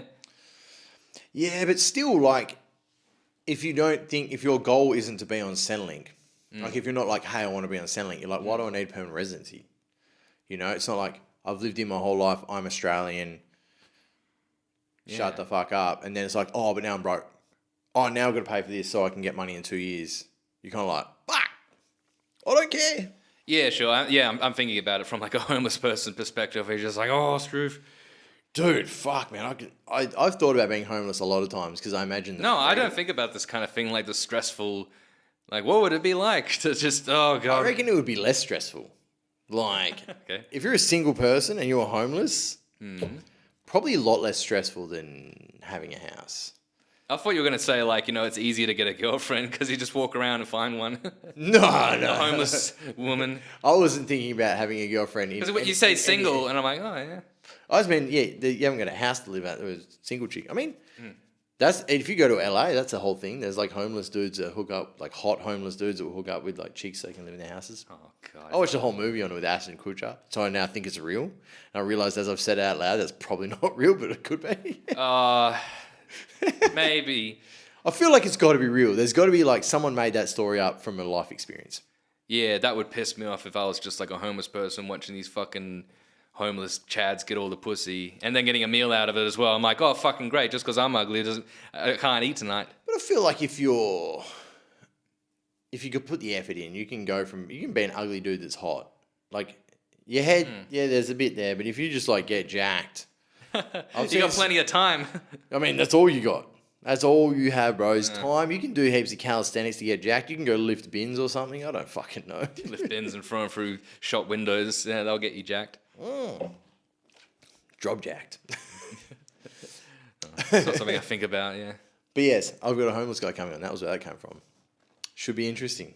He's not homeless anymore. Yeah, that's what. Yeah, he says, how's he gonna get here? Oh God, I got to take a train. or a bus. His life's back on track again. So it should be good. Yeah, that's good. Have you got any big gigs coming up? Or you got? Well, we got a bunch of fringe and shit. Yep. Don't ask me when they're on because I'm so like. There's a lot of shit like with I got like the Simply the Worst shows. I think there's 4 of them, and then the Slouchers show. There's 11 of them plus the Sundays we're still doing it, and. Yeah, as I've been organizing this shit, like looking over the dates, I keep getting the dates wrong. I'm like, oh, the 27th. Oh, wait, no, it's the 26th. Oh, it's this day. And even when I look at it, I'm like, okay, I still write it down wrong. And it's made me realize how much of a fucking idiot I am. That's what the Need good like thing an about Excel spreadsheet or something for it. I do. Oh, you're still Yeah, like, fuck. it's not Excel, but I've got something with all the dates. But it doesn't matter. I'm going to put in the wrong one. I'm like, oh, fuck, wait, I meant that. So what's that? Simply the Worst? What's that? Yeah, I like dark shit. Worst material, most filthy, basically everything I already have anyway. Yeah. Is it just like a solo show or is it? No, it's me with Mark Canny, Oh, yeah. Gareth Knight, Chris Pachillo, yeah. Nice. mostly going to be us. So yeah, we got that coming up. That'd be Fringe good. right around the corner. Oh yeah, it's like fucking a week away. Yes. What day is it now? 8th. Yeah, bloody hell. 10 days. 20th. I better start rehearsing. The joys of Christmas and New Year, eh? Just like fuck, I forget everything. I don't know what I'm doing. The joys, yeah. Not that there's much to do. There's not a lot of comedy like going on at this time of year, and then all of a sudden, Fringe, get your 20 minutes together. Yeah, it's like literally goes from like going dead shit, Fringe. Yeah, it would be nicer to like hop off from like doing just the regular gigs, and then like the next week you're at Fringe, yeah, rather than it being. Straight Yeah, nothing. yeah. I mean, I do get rusty. I can feel it. I think like everyone does. At least I got slouches that I can keep doing. So there's that. That's going to be a bit of a help, yeah. Yeah, but still, it's like there's not a lot happening to lead into it. Nah, that's right. But it should be fun. Fringe is a. You got any plans for Fringe? No. I don't know who's doing what. Well, I see it here and there. I mean, I'm gonna make, because when you do a Fringe show, you can go to any Fringe show you want. You can Yeah, you get an artist pass and that. Yeah. So that's pretty cool. I'll try and get to more shows. Like each year when I do it, I go to more and more comedy gigs, and I'm like, fuck yeah, I get to see this guy for free. This is great. Yeah, I was thinking about it when I started comedy. I was like, do a Fringe show. Actually, 4 years ago when I started the podcast, and then stopped. I was like, I'll do a Fringe show that's a live podcast, and then just didn't commit to it. So next year I'll probably end up doing that. Yeah, that's cool. I would say it's a lot of hard work for like a blip of. Yeah, Five I think crowd it'll members. be fun, you know. Yeah, it is good. It is fun. Yeah, I would like a bigger crowd. I'm just greedy. I'm super greedy. just get a smaller room, you know. That's the trick. How about I don't know, put a mirror in the back of the room so it looks like twice as many people are in That is even better. Mirrors either side, smaller room, Yeah. fucking problem solved. No, I take that back because I once performed in a room that was actually big, but across the room you could see there was a mirror, and like you're just fucking looking at yourself. Or at, like there's certain rooms where you see your reflection. It's horrible. yeah. That's so bad. That like cuts me out like immediately. I'm like, oh god, don't look at that Seeing yourself while you, on stage. that would be weird. I mean, it's fine to watch yourself afterwards, but like on stage, In real time. yeah. You'd be like, the fuck not am I good. doing? Yeah, and every time I do it, I look at myself. I'm like, wow, I look very awkward. Even Well, you if, should look at even if the yourself. show's going well, I'm like, oh, ruins my fucking whole night. Yeah, that would be weird. Seeing yourself, looking at yourself, thinking about looking at yourself, and then you're like, I'm doing something here. Fuck. Yeah, I guess that's the thing. It does kind of take you out because, what is it like? It just puts you in the scenario that you're in. Like when you're on stage, it's kind of unconscious. You're not really thinking, I am on stage in front of people. And I know I am. My brain is fucked on stage. I'm thinking about what I got to say and just be like, all right, next Joe, go to this one. Yeah. That's good. That's you're focused on it. But also trying to keep it like, smooth and like, if I got to ad lib, throw it in if I can. Yeah. Yeah. Yeah. Try and focus on the task at hand as opposed to the rest of the bullshit. Well, but then again, I don't think I'm thinking about much when I'm on stage. I don't think I'm like, really, I'm not even thinking about like, do next joke and then this one and yeah, try to just keep it. I guess for me, if I rehearse a decent amount and know what's coming next year, then I should be all right. And you kind of like it works easier. Yeah, what? It works easier. Like you Yeah. Yeah. It should flow easy as well, yeah. I feel like my brain just constantly thinks about the worst shit.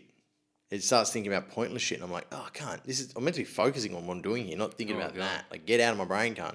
Yeah, I don't get that way unless something happens and it's a distraction. Like, Yeah. maybe not a heckle, maybe a bad heckle or a fight breaking out in the back of the room.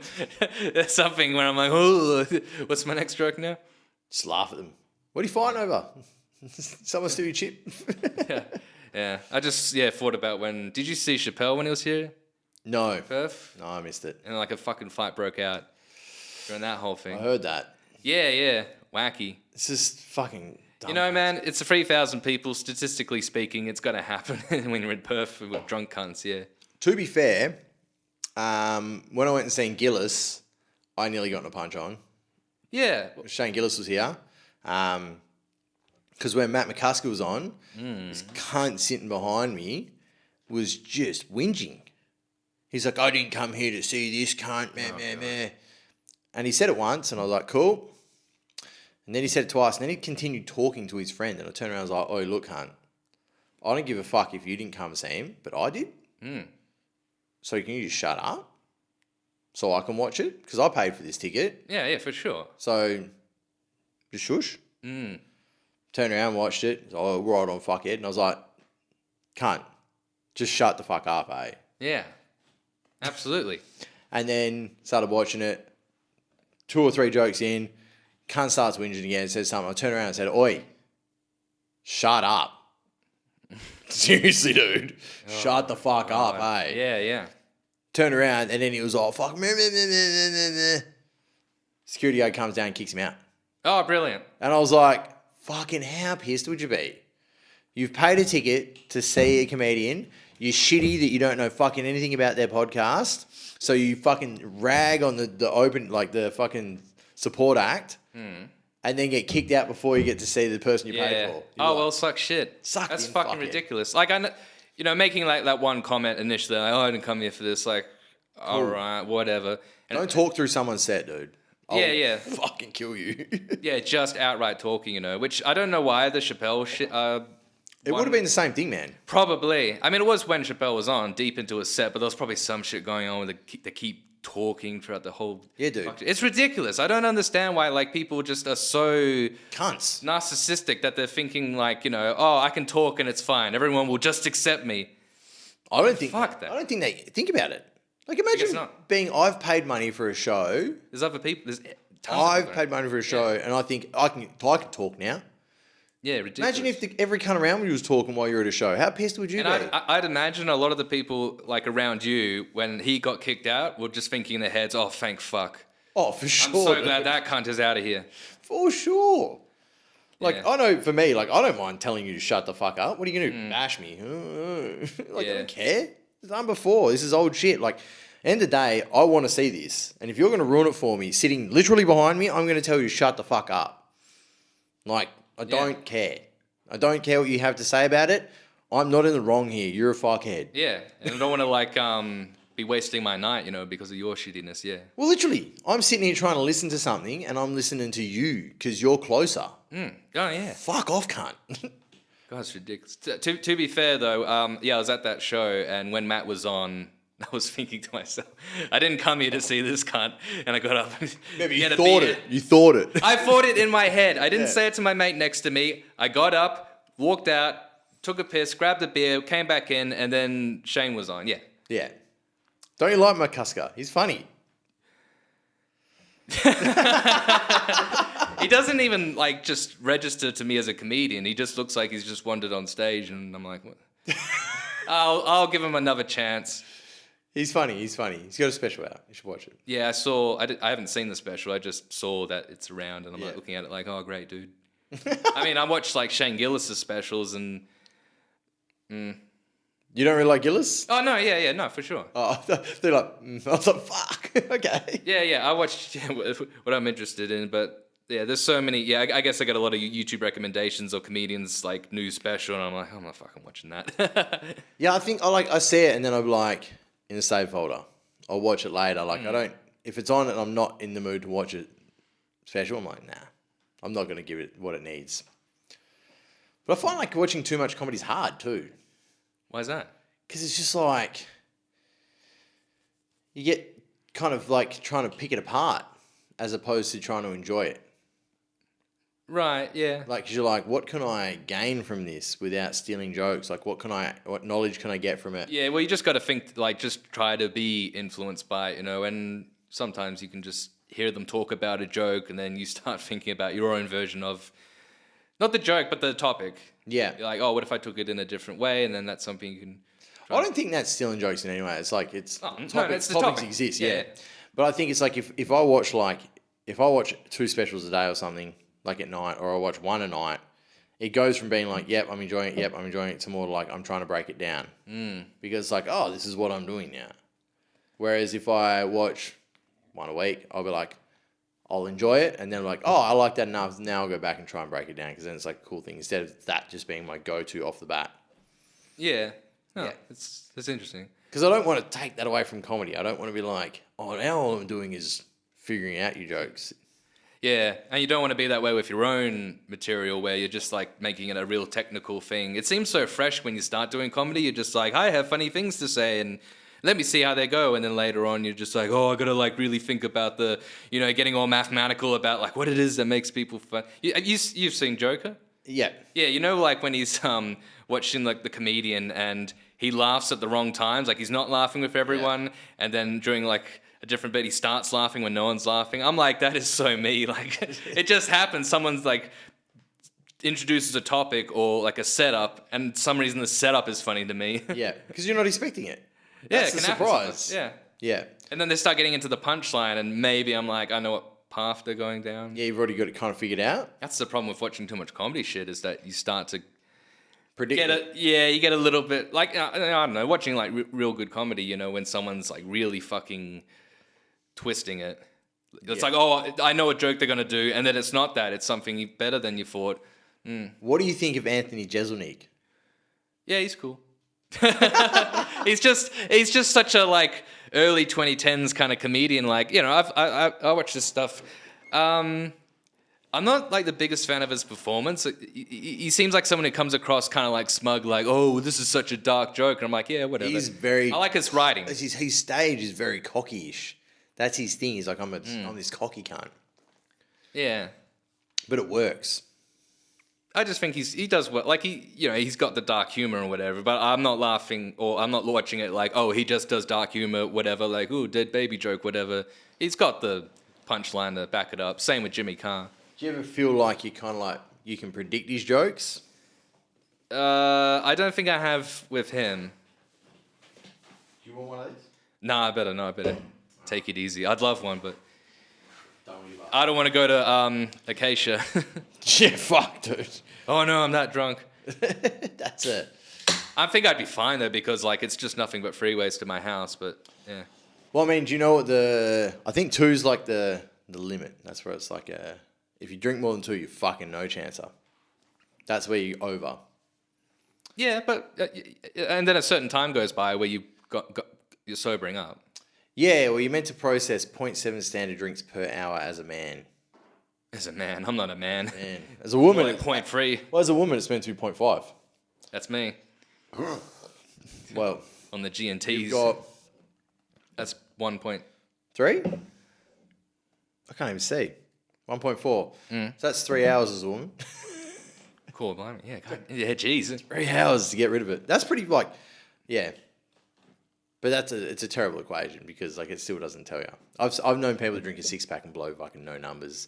I've known people drink 4 drinks and blow numbers, and you're like, what math is going on here? Well, yeah, it's just whatever it is, and people having different bodies. However it all works. How much food you've eaten, all that bullshit. Yeah. Yeah. I've learnt the lesson. I got a fucking 0.51 recently in the morning. Mm-hmm. Oh, so after a big night Not even, it wasn't like, the night before was worse. The night of that I fucking blew over in the morning wasn't. I stopped drinking at 11:30. I got blew at 8 o'clock in the morning, 0.51. Ugh. And I was like, Whoops. oh, fucking what? I was like, I don't even feel bad. I don't feel like, I didn't even have a hangover that day. I was like, cunt. For sure, this is not real, hey? And, yep. God, yeah, it just lingers. Dude, at that point I was like, so I can't drink at all and drive. I was like, I'm scared at like how easily I can blow over now. So I was like, I don't feel like this should be blowing over. I don't feel like this is... Yeah, of course. You're not. You're definitely thinking like, God, I'm not drunk, but if you say so. Which, what do you... Like, they've got the thing. They're like, you are. And you're like, All right. am I? Is this how I feel now is not capable of driving? You're like, fuck, dude. Oh, I think about the good old days back when you could drink and drive and slam your car into someone. It's all good. No. I'm not condoning drinking and driving, but like 0.051 seemed to me, I was like, wow, that wasn't enough to be like, this is impairing me in any way whatsoever. But maybe that's because I'm a compulsive binge drinker. Maybe it's just constantly in the system anyway, and Well, no, I won't drink for ages and then I'll just drink heaps. So Yeah, I'm kind of getting into the same thing now. Well, especially if you don't want to.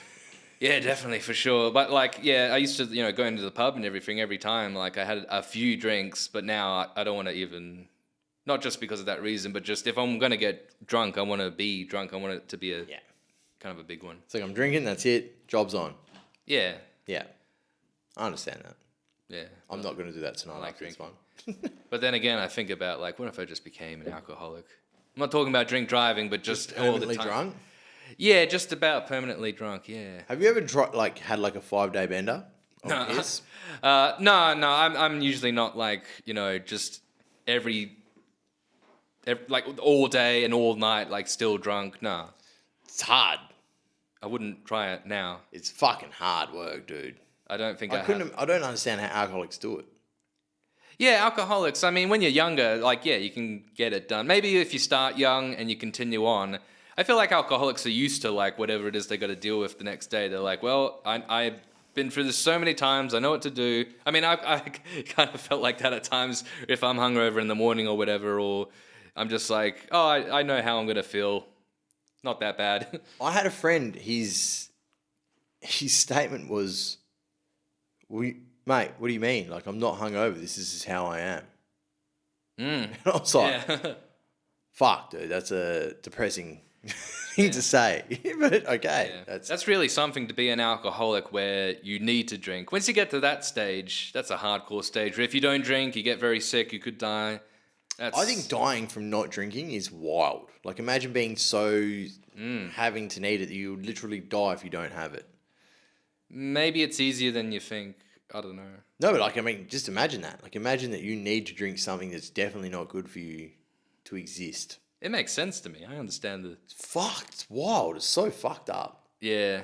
Well, would you rather die that way or would you die from alcohol poisoning? So you're actually drunk when you die? I don't think you can die from alcohol poisoning. I think that's a fucking trick. What if you want to put an experiment to this? Like drink... I've tested this. you just fucking tested drink this. over and over and over and you puke it out too much. Oh, dude, like I have drank a disgusting amount of money. Just disgusting amount of piss.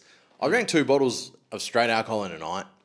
Like I've done that, and I'm like not dead. I've been hospitalized after drinking, and it wasn't from drinking. It was because I was dehydrated. Yeah. It wasn't like this is alcohol poisoning. They're like you are dehydrated. Yeah, okay. I guess that's alcohol related. I think it was lifestyle. The alcohol just finished it off. Gotta remember to drink water. Well, I didn't drink water at all for like 4 years, so Yeah. just drank Coke. And they were like, you have been dehydrated for 4 years then, cunt. And I Oh was my like, God. Nah, man, no way. I drink 4 liters a day. Of Coke. Yeah, that was Coke and bourbon. That was literally no, it wasn't Coke. It was like I drink Coke all day, every day, and I literally believed that I was like I'm drinking enough liquid that I'm having water. And then when I was hospitalized for being dehydrated after a bender, the doctor's like, "When was the last time you had water?" I'm like, "Oh, like 4 years ago." It's like, whoa. He looked at me like I was the dumbest cunt in the world. He was like, "No, when have you had water?" And I was like 4 years ago. He's like, "That's impossible." And I was like, "I drink like 4 liters of Coke a day, dude. I drink so much Coke. Like, it's like having water. I have enough liquid go through." I remember arguing with people about this before being hospitalized. And then he was like, "You're an idiot. It's full of sugar and caffeine, which make you dehydrated. You've been dehydrated for 4 years." And I was like, "Oh." Oh my God. That sounds terrible because I love water. I gotta drink it. I drink a lot of water now, but like at that point, I've had some pretty stupid ideas in my time. I've done some pretty dumb shit. Like not drinking water for 4 years. Yeah, that was one of them. I didn't Nice. brush my teeth for like 7. Oh my God. Yeah. How are your teeth? I mean, Not good. Not good. Not as bad as they should be. my teeth are completely fucked. Well, not completely fucked, but I've had quite a lot of dental shit and orthodontic shit, and they've always just been like yellow, like orange, like my entire life. And I'm just like, I brush my teeth like every fucking Religiously. day, twice. I floss it now and everything, and I'm still just like, ugh, losing battle. Well, when I was really young, I rode a skateboard like face first into a curb Yeah, right. and busted my fucking lip up. Oh. And my teeth are like fucking jagged at the front of my mouth. And I used to get hell teased about it. So I kind of just went, fuck it. I'm not going to brush my teeth until they fall out. That was the fucking thought process behind it. Yeah. And then after that, I tried to justify it by like, no, I drink enough Coke that the acids in the Coke burn off the plaque. It's the dumb shit. What are you, like 12 years old when you think of this? Oh, I could brush my teeth with Coke, essentially. I was pretty young. I was Yeah. pretty young.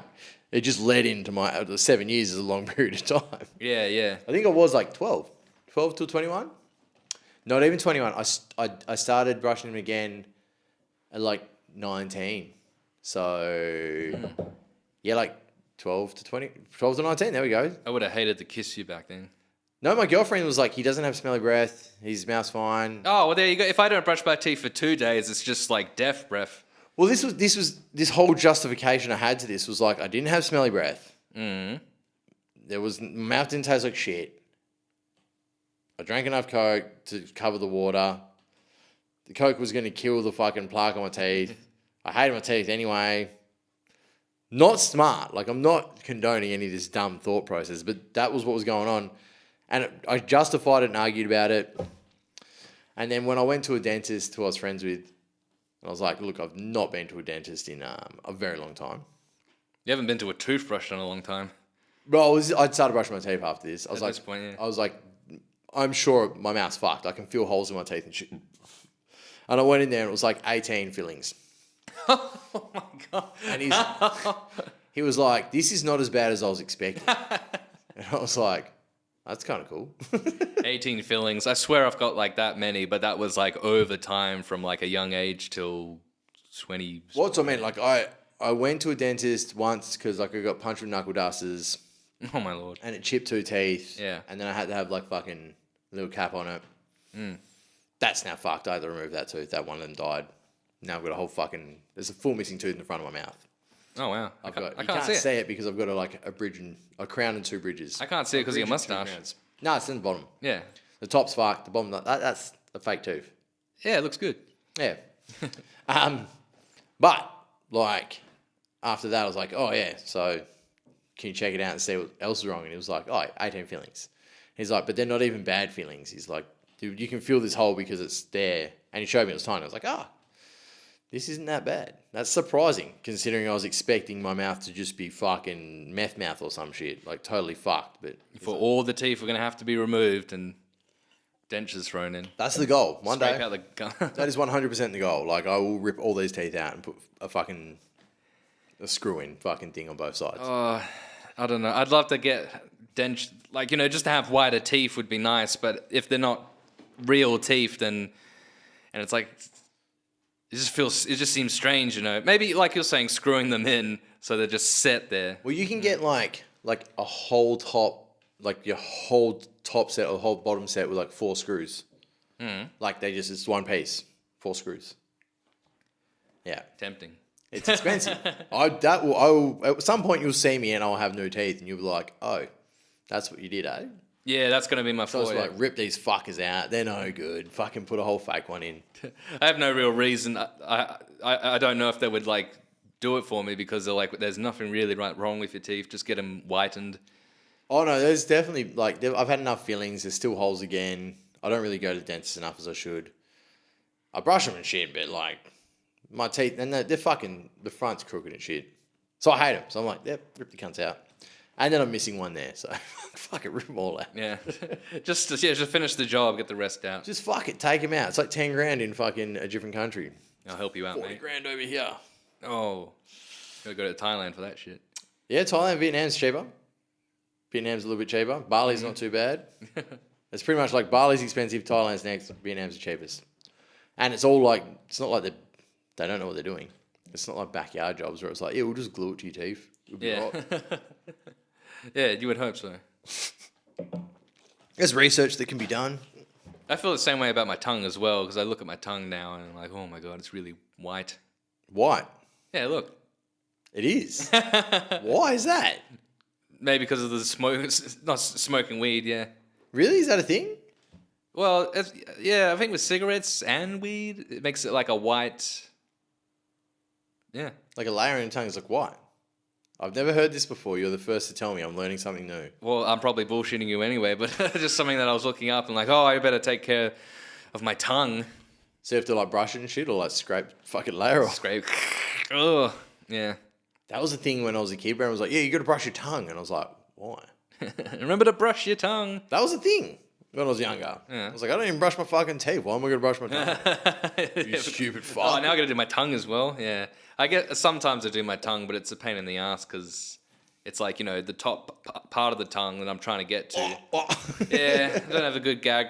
I've noticed, like, if I do it without looking in the mirror, it affects the gag reflex more. But if I look in the mirror, I can pretty much get it done. Really?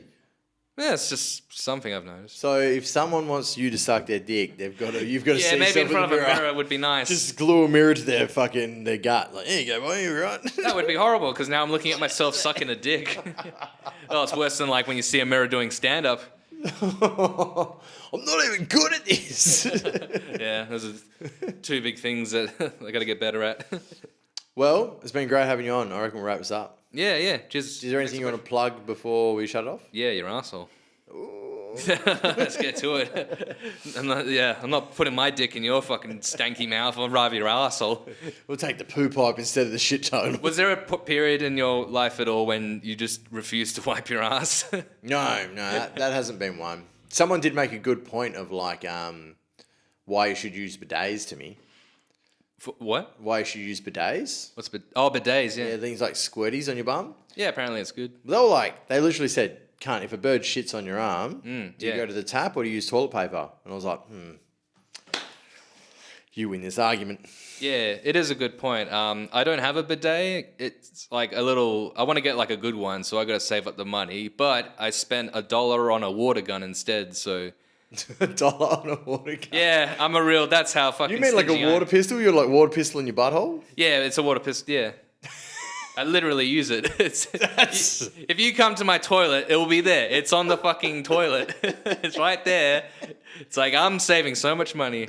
I don't use it that much. Like, it doesn't work as well, but... I'm picturing a fucking water gun in your dunny. He's like, is that clean my ass, boys? Yeah. Fuck. You're the first person I've ever heard to ever do that, and I know heaps of people that want bidets. Well... Now I'm going to tell them, just buy a water gun. It's quite a... yeah, I don't think it works quite the same way with... I don't know why. But I mean, it's not toilet paper. At least I'm saving money on toilet paper. Saving So that trees. was you saving money. That was the plan. Saving so much money. I bought a water gun to save money, not because I wanted the squirty the butthole. Fuck. I don't know. I gave it a go, but it just... I usually can wipe my ass all right, because I just... Yeah. It feels like water's coming out my asshole anyway when I shit, so that's basically cleaning it with water. It's like a reverse bidet. Now you sound like my logic. You're starting to use my logic. My fucking teenage logic. It's pretty stupid though, because it's brown. I'm shitting water, so therefore my butthole's clean. Yeah, it's a bidet. My butthole is the bidet. Yeah. No, I need to No, it doesn't matter. I don't need a bidet. I'm all right. Well, you got a water gun.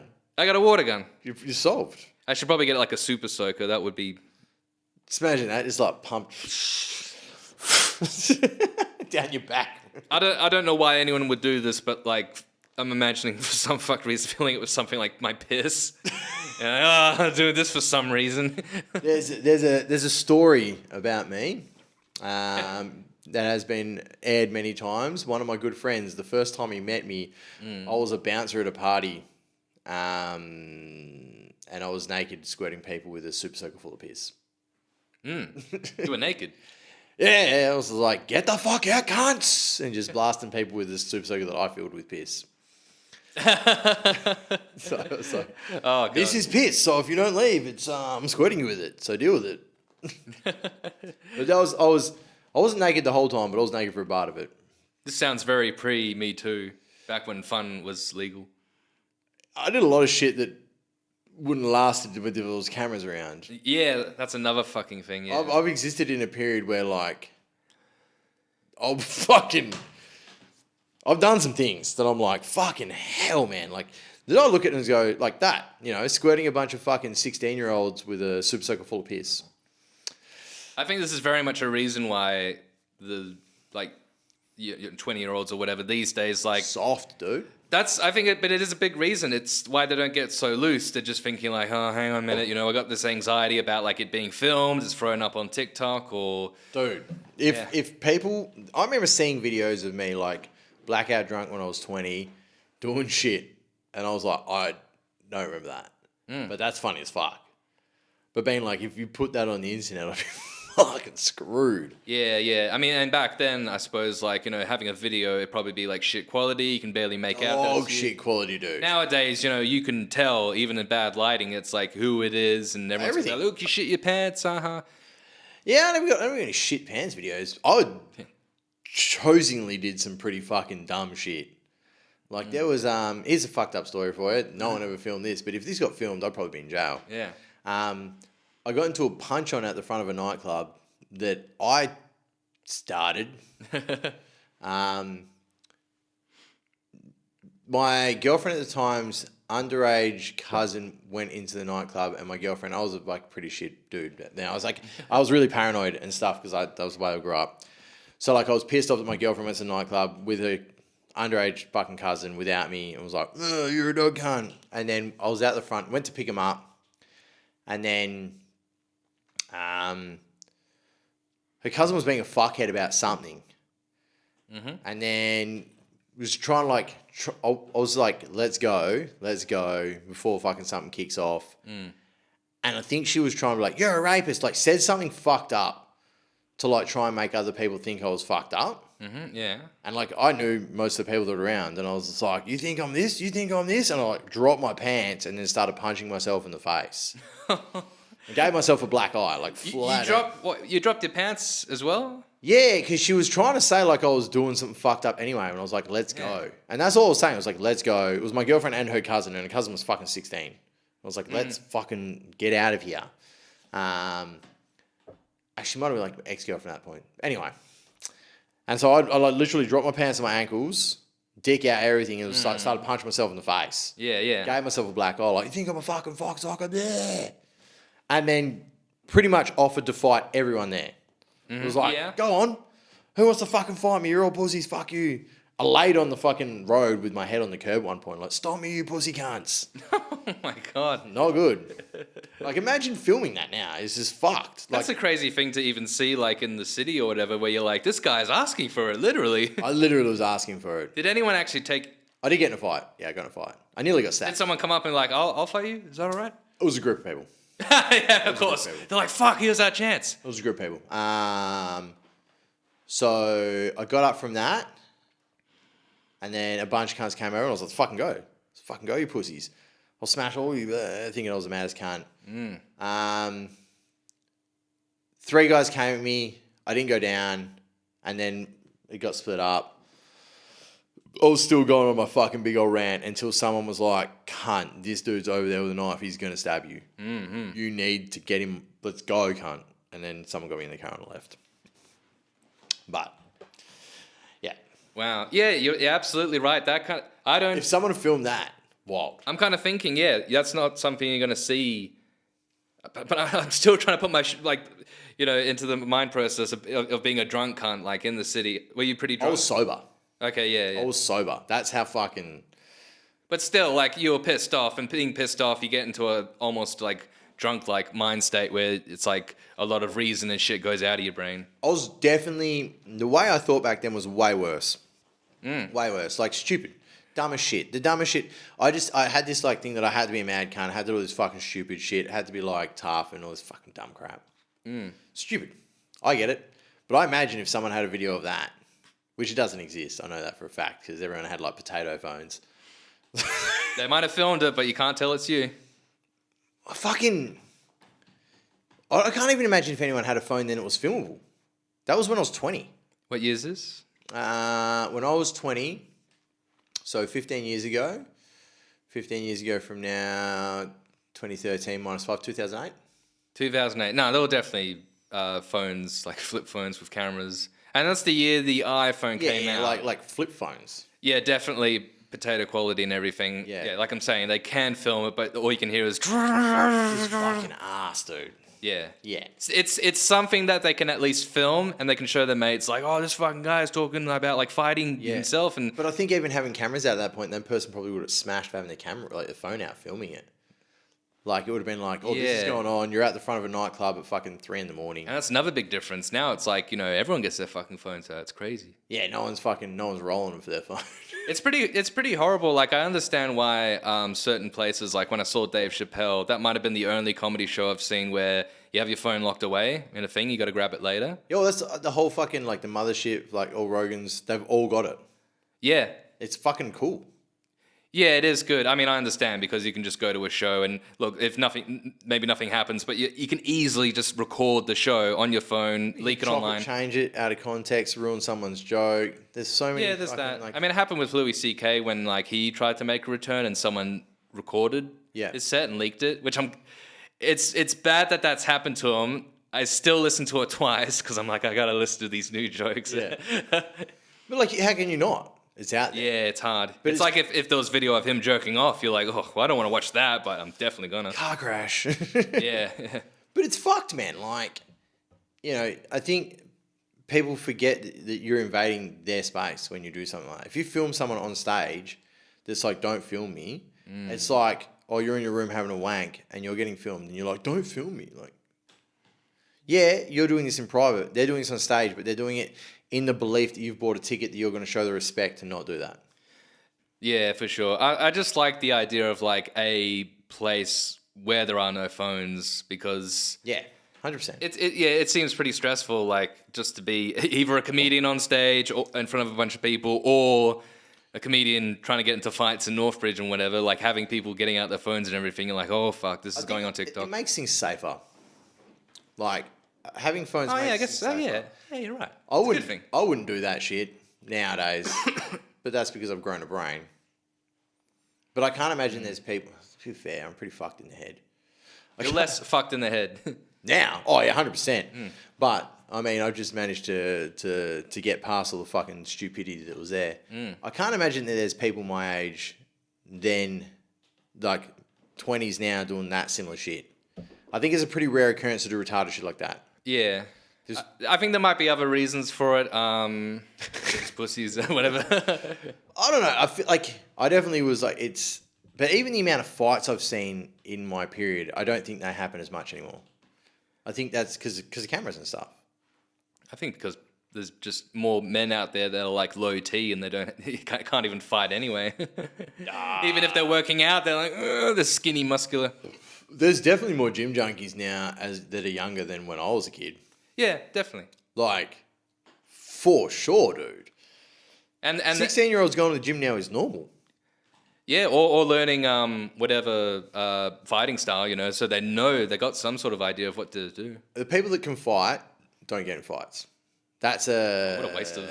Well, no, it's the thing is like it's kind of like you can beat people up, so you don't have to prove it anymore. I think it's like I met people that were like really good in certain martial arts, and they would never get in fights unless it was like, I've warned you. Mm-hmm. Then there's like this one guy, I won't say his name because I don't know if it wants to be said, but he was like a fucking black belt kickboxer or some shit. Insane. And I didn't even know the dude would fight at all. And someone kept going and kept coming close. It was like, dude, you're going to have to back up. We're not having a fight, and if we do, and we have to finish it really fast, let's just end this. We don't need to. And he was diffusing the situation. This dude kept coming close. He literally kicked him in the leg, in the gut, and in the head quicker than I could even fucking see it happen. This dude was like, oh, and just bailed the fuck out, and that was it. Hey, there we go. And I was like, it wasn't hard kicks, but it was like, I can do this faster than you know what's happening. So now you can fuck off. But that's because that guy was a trained fighter who was really good at it. People that are really good at fighting know they don't have to get into fights because they're like, I know I can beat you. I don't have to prove this to anyone. But they've also got that fighter mindset that's real zen and not wanting to get in the fights. And they're disciplined and they can turn on when they need to. I like that idea of like really being able to fight and just not utilizing it unless you get into that situation. And you do it real quick where you're like, see, this is a taste of things to come unless you fuck off.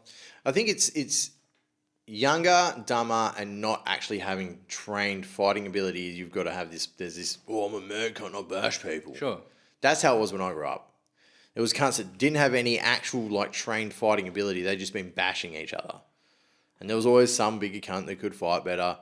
And some people got better at it because they did a lot. And then street fighters obviously get to some kind of fucking level of skill because they do it a lot. But people that are trained to fight, they don't get in fights. They stop fights, but they don't get in them. They avoid them like the plague. So get it. You can do that anywhere. Why the fuck do it in the street with some drunk fuck? Yeah, especially, you might kill him. Well, they could stab you. Yeah. Like, there's always that. When I was younger, I was like, I'm never carrying a knife because if I do, I'll have to use it. Right. That was the logic I had in my head. Well, the logic I'd have is if I have a knife on me for my protection, it's probably going to be used more as a weapon for them to have against me. They just grab it, bam, that's it. I've witnessed that happen. Fuck. Yeah. That's why, I don't know, like if you're ever going to get into any kind of like knife training, you got to like an important thing to Know how to use the cunt? know how to hold it for yourself and not have any other cunt take it. I mean, it can be pretty easy, just moving your wrist over and stabbing. Yeah. Yeah, you got to really know what to do in that situation. Or just don't. Don't have knives. Unless you live in a shit country where you're like, maybe I think having a weapon in Australia is pretty insane. Like, in WA. I shouldn't say Australia, I say WA because I know WA. Mm-hmm. Sydney might be different, but I think... They've all got guns there. Yeah, I mean, like, I think walking around with a weapon here is like, what are you doing? Oh, that'd be cool though. What are you Around doing? with a fucking big ass, not huge, but like a, what do you call it? Like a knife for gutting pigs and that. Oh, like a Bowie knife. Yeah. I know someone's been stabbed with a Bowie knife. Jeez, nice. They're fucking big knives. Yeah. But like, I think, yeah, I've seen some pretty stupid shit. I think cameras being around as much as they are on phones stops. It's pretty wild shit happening. I think there's definitely a lot of things in my child.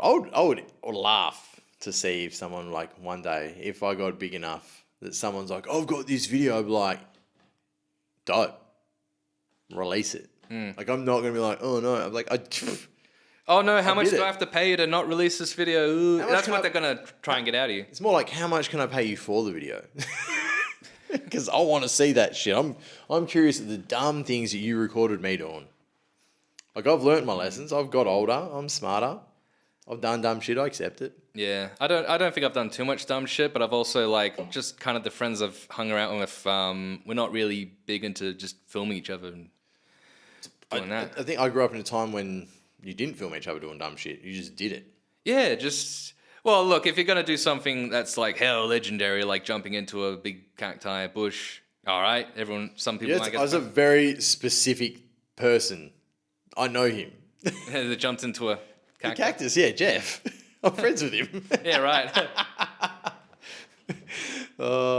Yes. He's a funny dude.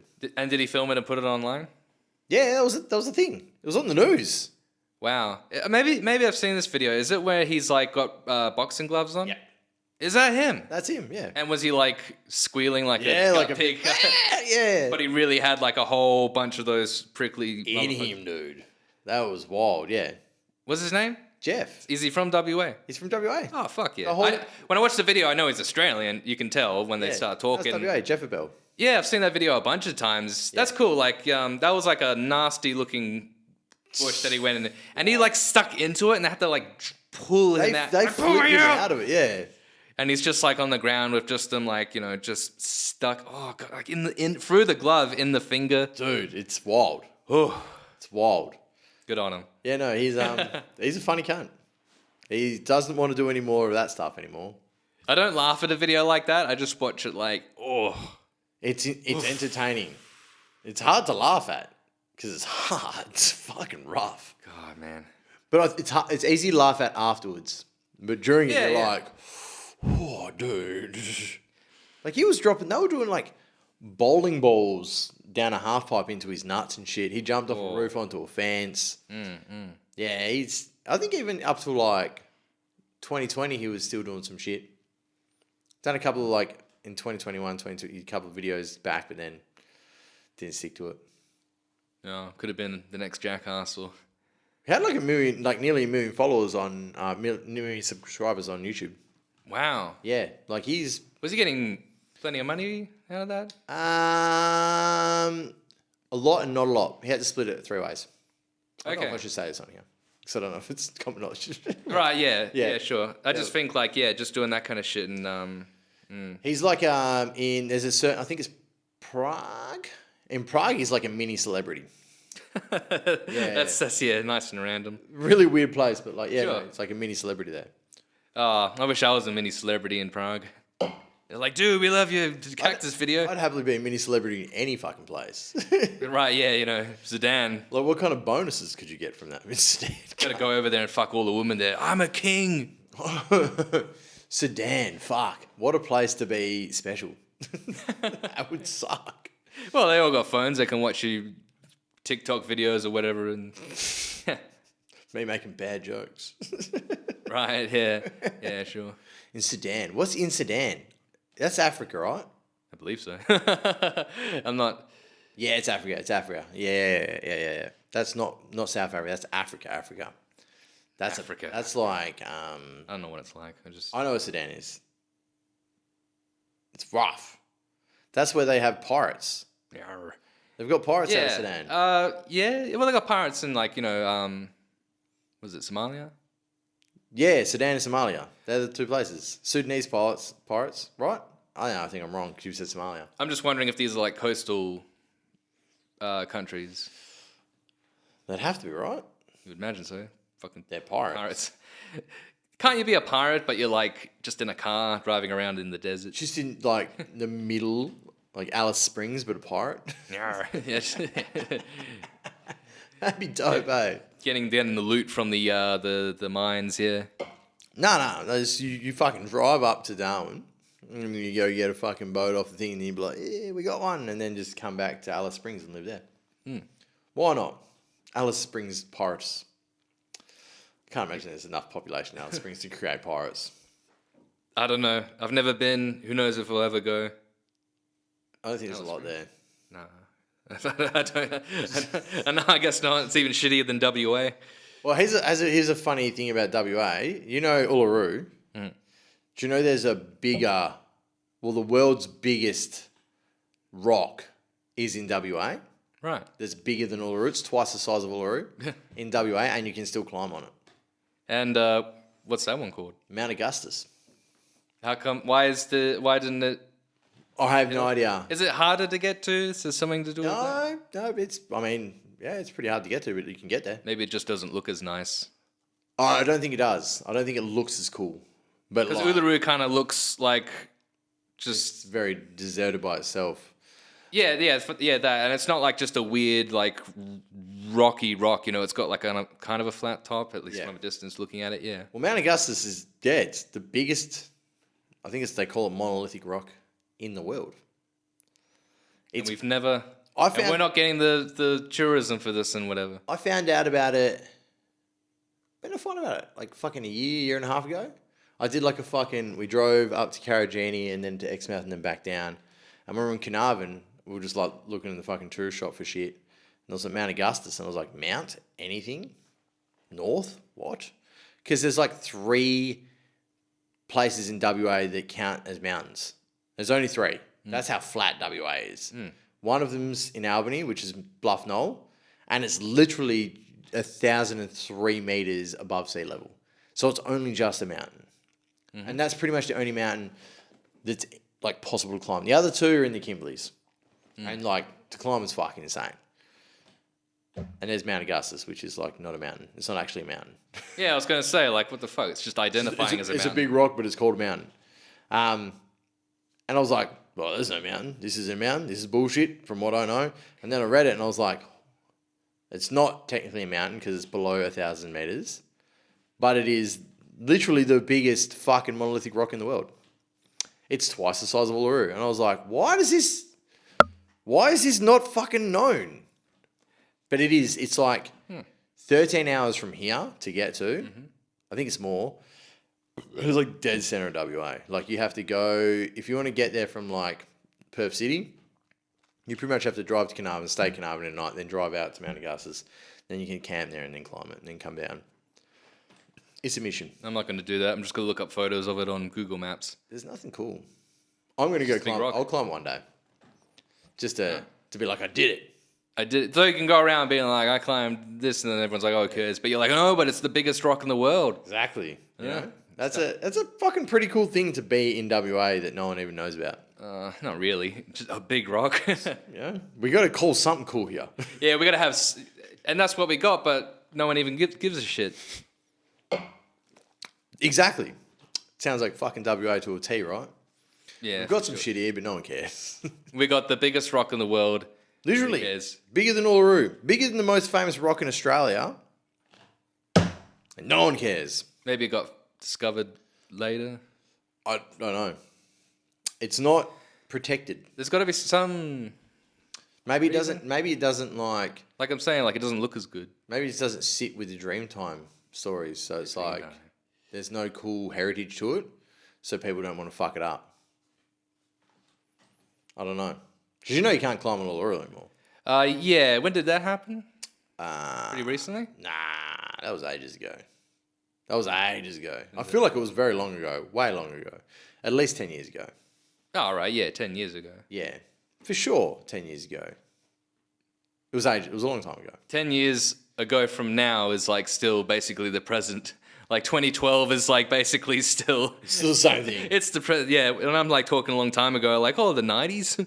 Well, you think of like... I think of being in 2000s as a kid, the early 2000s as a kid, and thinking 1980, and like the early 2000s now to... Now, yeah. Is fucking the same distance away. And you think of the 80s to the 2000s, very big difference. 2000 to 2020, not big difference. I feel like there was kind of not much going on culturally like throughout the 2000s. Maybe it's... I used to think that back then. I was like, there doesn't seem to be there's not like, I don't know, like... I think cliques of people. It depends on what you look at. Like, Limp Bizkit was pretty huge then. That was a thing. That was a whole period. Like, nu metal was a pretty big thing. Yeah, that's right. Nu metal was probably like equally as big as grunge, but in that era. I would probably say it was bigger because nu metal was just kind of more of a commercial thing. It was just grunge was Way cooler.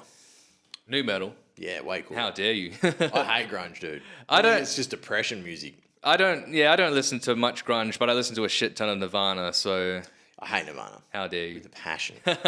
Why? Because they're depressing. Exactly that. I'm like, this is sad music. Yeah.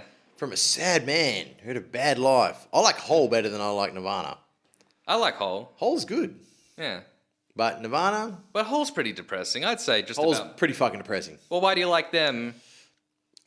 If they're depressing, then I actually don't know. I don't have an answer for you for that. you must just. It must just. I think what it is I kind of know what it is, and this is going to sound real insensitive, but fuck it. I had this thing where, like, if you killed yourself, I was like, you're a pussy. Like, you gave up, you weak cunt. That was kind of how I looked at suicide for a very long time. I've had a few friends kill themselves, so now I'm like, maybe still a pussy. Nah, but like, it's like, that was kind of what it was. I was like, you had it all and you gave up. You're a fuckhead. Like, it pissed me off. It pissed me off a lot that people were like, but he was so cool. But like, he killed himself. Like, he gave up and he was doing good. Like, that's unfair. Like, what about all the cunts that are doing bad and didn't give up? That kept persevering through the hell and didn't give up? Why don't we cheer on them cunts instead of this dickhead that did? Because they didn't start a band. They weren't in Nirvana. They didn't do anything cool. Yeah, I know. I mean, if Kurt Cobain didn't kill himself, Nirvana would just still be big. Would they, but? I think Nirvana would have broken up by the end of the 90s if he hadn't killed himself, but it'd still just be a big cultural thing. Maybe not as much. They still are now. Yeah. I think if you look at Nirvana and he didn't kill himself, they still would have been big. Same as like Limp Bizkit. And Limp Bizkit didn't die. They had no fucked up controversies in that way. Yeah, they're pretty still releasing albums. Yeah, they're pretty clean band. Like, you don't hear anything bad about Limp Bizkit, it seems. Oh, you did? Maybe the fans, but... Well, Limp Bizkit had a concert in Perth in 2000 where a chick died in the mosh pit. That was a big day out. Yeah, that's what I'm saying, yeah. I mean, maybe that's not like that's like an accidental kind of crush thing. That happens at not a lot of concerts, but... It has happened a lot. It has happened a lot. Sounds like a bad way to die, crushed. I've been in mosh pits. Been in pretty heavy mosh pits. It's fucking insane to think that someone died in there. Like, I don't know, man. I've been at the bottom of a mosh pit. Yeah, same. People pick you up. Yeah, true. Like, at what point did everyone was like, fuck yeah? She and just kept stomping her. Is that right? Was she not? Maybe she was like on the corner at the front, being pushed into something. Do you think someone would grab, like a security guard would grab her out? Something would happen. I don't know, but even like, that was 2000s. Maybe the security was a lot laxer and what shit. Yeah. But like, happening 5 years ago, seems insane. And that it happens. Like, it's not like these things don't happen still. So I think, like, how does everyone in the crowd let it happen, for one? Like, I've left mosh pits because I'm a bit too old now, I think. I was in a mosh pit last year and I was like, I'm getting crushed. I'm soft. And I was like, I gotta get out. I'm sick of fair it. enough. It's a young person's game, yeah. I don't know. I think it was a pretty heavy mosh pit. Like, everyone was just fucking crushing. Yeah. And having glasses is like hell. Oh, dude. Yeah, that sounds... It's like you're getting you fucking pushed in your head. You're like, this sucks. I can't see without these cunts. So I can't watch the show if I don't have them on my head.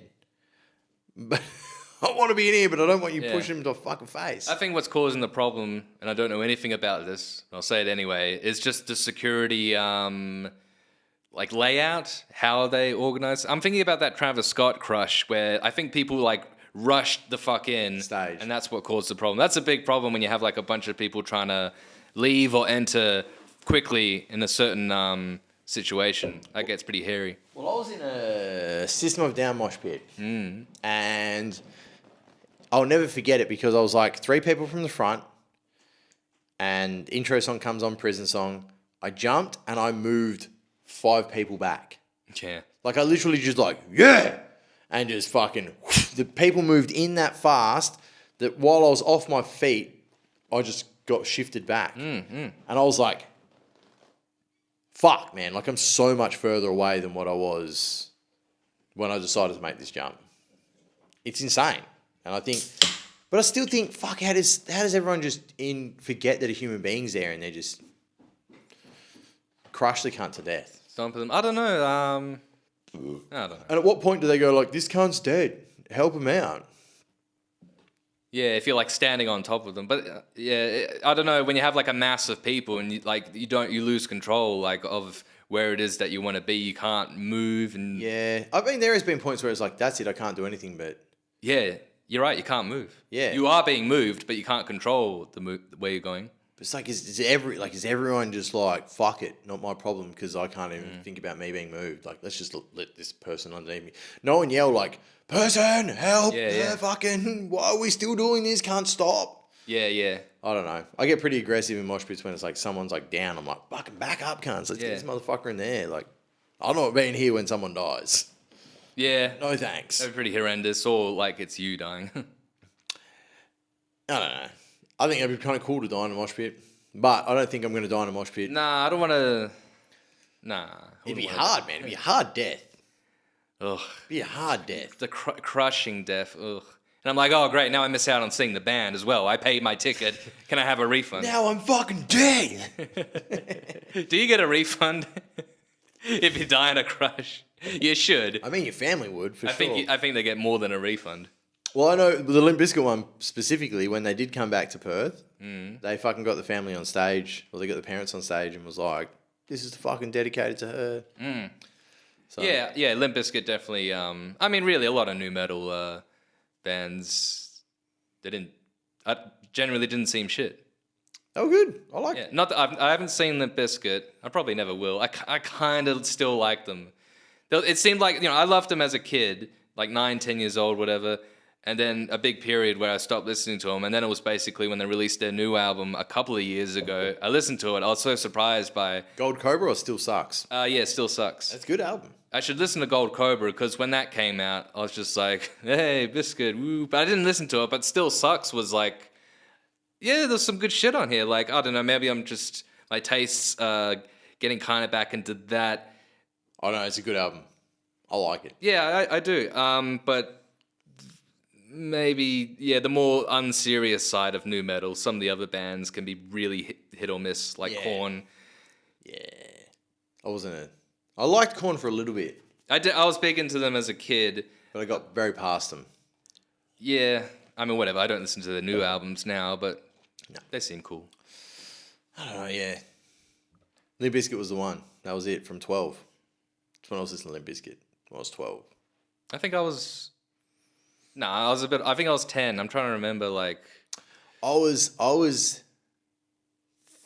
12 when Chocolate Starfish came out. So I was listening to it when I was 11. Because I remember I was like trying to buy it at a CD shop. And they were like, you can't buy this. And I was like, but I want it. And we kept trying to figure out ways to try and buy it until like we just convinced the parents to buy it. Yeah, I had my mum buy it for me as a kid. And the guy that was at the record store, like, she was asking me, like, is there a lot of swearing on the album? And he was like, oh, no, it's not that much. It's not that bad. Good cunt. Love you, man. And I knew there was a lot of swearing on the album because back when you had in, these stores, you could listen to albums. Yeah, you could listen to them. So I was listening. The headphones there. The second track on that album, he is like, fuck it, fuck it. I could almost, wrap it out right 4 to now. 6 that fucks song in so this many fucked times. up rhyme. If I say fuck 2 more times, there's 46 fucks in this fucked up rhyme.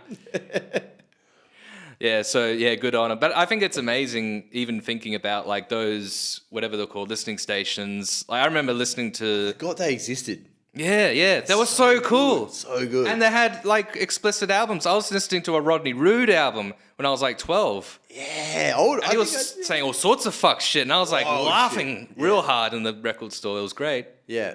Fuck, man. That was a time, I forgot about that. Yeah. I mean, you know, for like... Now we've got Spotify. We just you have can access still to listen to whatever you want, yeah. But back then, you know, it was cool being like, oh, fuck, man. I'm in the listening store to... with the headphones on. Yeah.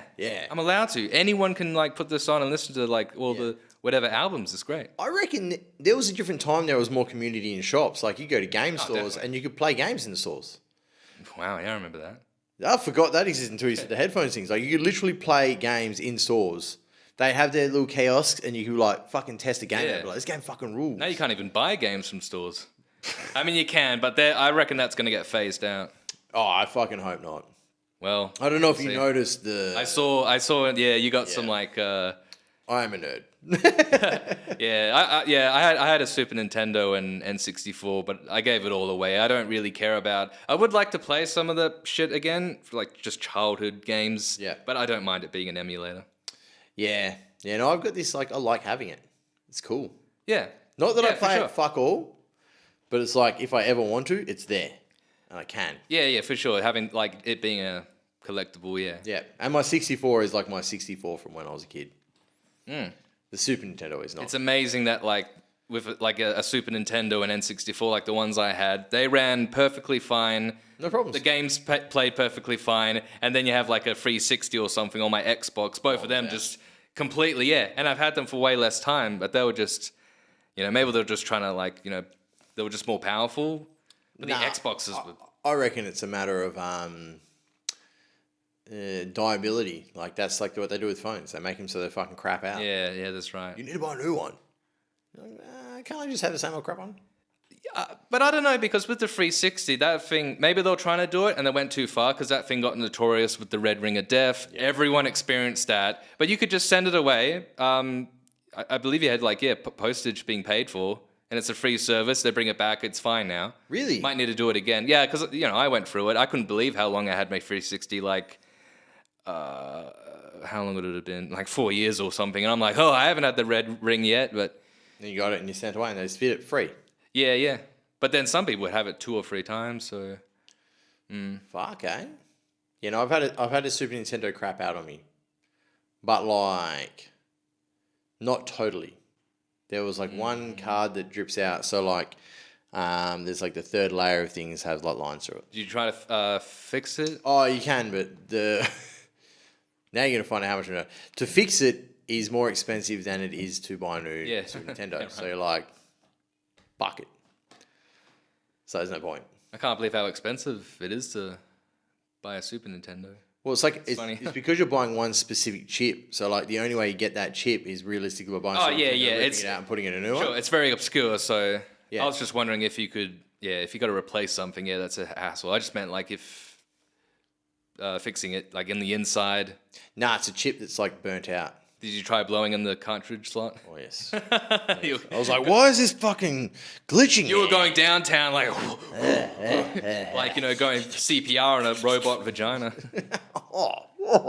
Like, come on. That's a joke in its own. That's a very millennial kind of joke, because I've never heard that before. Giving No. CPR to a robot vagina of a fucking video game cartridge. Well, just specifically because it's about the Super Nintendo, because everyone had that issue where just give it a quick blow. Yeah. Oh, it's working now. I mean, calling it a robot vagina. Yeah, well, That's a fucking a concept I've never considered. that's how I got my robot vagina fetish from. I was like, oh, I don't like real pussy. Fuck that. I want a Super Give me Nintendo. this cartridge pussy. Imagine like a Super Nintendo add-on where it's just the fleshlight. Hip, stick it in the cartridge, put your cock in there. And I copped one the other day, which was a KFC one. Have you seen that? what's that? A KFC fleshlight? It's literally a piece of chicken. It's an actual chicken? No, fried chicken. Yeah. Like it looks like a piece of fried chicken. It just looks like it. Yeah, it's not legit. Yeah, If some right. cunt's just nailing fried chicken, please stop. Please stop, bro. Do you think Get your dick out of fried chicken, cunt. That's not cool. Do you think like a thing like that is kind of just like people buy it because it's like a fucked up gift to give to someone, like ha? For sure, some cunt fucks it. There's a few, but most of the time when people buy it, it's just like a ha gift. Nah. Have you seen monster dildos? They're like just massive dildos. They're like monsters. Right. Like they're shaped as monsters' dicks. Yeah. Nah. People fuck that. Yeah. So people at this fuck point, everything. if people are fucking that, have you seen fucking alien dildos that like can put eggs in you? Seen that shit? I think I've heard of this. Yeah. Wild, man. That is fucking dude. They're literally like, Yeah. you get they're dissolvable eggs because they have to be able to dissolve inside your vagina. And they're fucking these fucking arm tentacle, fucking whatever the fuck you want to call them. I think they call them alien inseminators. And they literally like, you put them in and then you can push eggs through them into your vagina. So it feels like an alien's having sex with you and impregnating you with eggs. I get the feeling it's mostly guys putting that in their assholes rather than. Is there that many women that are that fucked up that they're doing it? I just feel men are If more. we think if 50% of the population is women, Yeah. yes. There's definitely pictures of fucked up. I'm not saying absolutely none. I'm just saying most of them are actually guys because they're just more fucked up with that sort of thing. I don't know, man. I've met some pretty fucking wild bitches and I've seen some pretty fucked up shit where I'm like, can't. Why? I mean, I found that they exist and I was like, Yeah. this is what? That's a thing? So if that's a thing, definitely cunts are buying KFC fleshlights to fuck. Me, when I get home, it's just looking this shit up like, oh my God, I can't believe it's See real. fleshlights while I fucking alien inseminate my ass. I gotta say, I've never fucked my KFC before. They have before they gave it to me. Hope no one's sticking their dick in some hot chicken. Like I get why you'd want to stick it in like a wrap. It looks inviting, but hey, I want to eat that. I just instantly thought it was like, you're not sticking your dick in a hot chicken, but it's like, you definitely want to stick your dick in a hot chick. But not in the hot chicken, please. Not in the KFC. Oh no, got it The wrong. wrap's inviting. I don't know, man. That's like Putting it in the fucking- gravy. I think the gravy's like lube, I mean, yeah, Mash and gravy. probably works. Wouldn't be a very good thing. Orbeez would be a better thing. The what? Orbeez. What's Orbeez? Don't know what Orbeez are? Them little like balls you stick in water and then they expand. That's not like with the bubble tea, is it? I mean, yeah, they put them in bubble tea, but that's like tasty ones. I mean, like the ones that are like, well, I don't even know what they're used for. I've seen them in vases and shit. Where it's like, Right. this is a cool ornament. Right, well, sticking that in your urethra and letting it expand. Fucking that, I guess. Another fetish that's definitely out there that people are doing. Dude, if you've thought of it, it exists. That's Yeah. that's the porn rule, isn't it? Rule 34 is the... Yeah. If you've thought of it, there's definitely a porn of it. Sure, yeah, but I think it's also like, yeah, I guess it goes like hand in hand, but like if the porn being made of it or it being a fetish where someone's doing it to themselves, yeah, either way. Yeah. If you've thought of it, it exists already. It's done. It's in the universe. You didn't think up this sick shit. I'm trying to think of like something that's so abstract that it just can't be pornified. What would be the most like in okay, now I'm in this boat. Let's find up some weird shit that someone could have done. I instantly thought pirates, and I'm like, I don't know, that's already a porn thing. What about pirates from Alice Springs? Just driving their boat around. Is that a porn? On the back, yeah. That's definitely not a porn, right? No, there's got to be even more just like not messed up, but just strange, unexplainable porn out there. People jerking off to doors. I mean, the fact that there's alien dildos that can impregnate you, that's already a thing. We know that exists, right? So there's definitely porn of that. Oh, yeah, yeah, I would. But do you think there's like alien rape? Yeah, it could be alien rape. That exists. God, why even ask? Of course. Yeah, no, we know we're there. I think if we go to talk it out loud so we can get there, we can get to get to the most fuckedest porn that doesn't exist. Does it have to be fucked? Even like less fucked, just like cool. Do you reckon they have like aliens making love to people? Yeah, no, definitely, because they're inseminating. I mean, you're talking about like the Mass Effect games. Like, I mean, if they're in a game like that, 100% already exists. There's Mass Effect porn out there of like what's going on. Yeah, so you're already there. Okay, so aliens aren't going to work. Well, I'm thinking, have you ever watched videos of like biblically accurate angels? Where they're like, they look like fucking, Tool, the band, like their kind of imagery where it's like a bunch of eyes spinning around a big thing. Yeah. That. Yeah, like the psychedelic kind of looking. Yeah, pretty psychedelic. That porn of that's pretty abstract. Yeah, sure that exists, but. Although then again, there's a religious aspect to it. Like, there's got to be like religious people. There's religious and there's a psychedelic access. So there's like two. Yeah. You're in two realms there. It's just like. I feel like if you go to too many Tool concerts, you might start getting that way. Like, yes. I want to fuck a... For sure that exists. For sure. That's an easy one, I think. Yeah. I think that'd be hard to like... Any kind of psychedelic porn, for sure. For sure. I would say I've never jerked off to that. I've definitely not. Psychedelic porn. Psychedelic porn. If I'm watching porn, like even if it's regular, but it's got a psychedelic thing over the top, I'm just like, don't. Like, I just want to see the pussy. I don't need a... Yeah, but maybe that's a whole thing for like people that really love acid. I don't know, man. I mean, I don't get too horny when I'm on acid or anything. But maybe others do. All right, well, good for them. At least they got something to pass the time. So what the fuck kind of porn could be that wouldn't be done? This is a really difficult thing. I think this is harder than making ethical pedophile jokes. What about someone that gets turned on just by looking at numbers? Like, it's just something so out of the box that So they just watch, like, number 2 get fucked by number 1. They just got to watch numbers. Just... Yeah. I mean, look, there's got to be that. I feel like it exists. Because you think about the shapes of numbers. Mm. You're like 5. 5's got 2 holes. 5's definitely copping a fucking double end, you know? The 8. Oh, that's a... 8 is 2 actual holes. Yeah. I mean, without an opening. I was thinking 2-dimensional at this point where we have to go in the top end of the bottom end of the 5. But 8, if we're 3-dimensional, we can penetrate. Yeah, I'd say 8 has got to be the sexiest number because it also looks like infinity when you put it on its side. And like tits and a butt.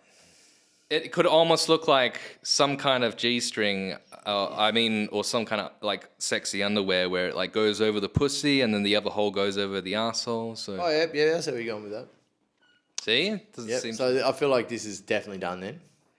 And it's not even the worst. It's just got to be. How about people jerking off to just absolutely nothing, like just blank wall wanking? Not even a blank wall, like just a real nothing. I think blank wall wanking could be a thing, but think about that, like some bloke at a wall. Watching paint dry. Watching a jizz dry. Wanking over a dude watching paint dry. You gotta be like, where am I at in my life when I'm like watching this kind of porn? How about just penis and vagina porn? Oh no, I gotta watch a dude watch paint dry having a tug. It's a tug.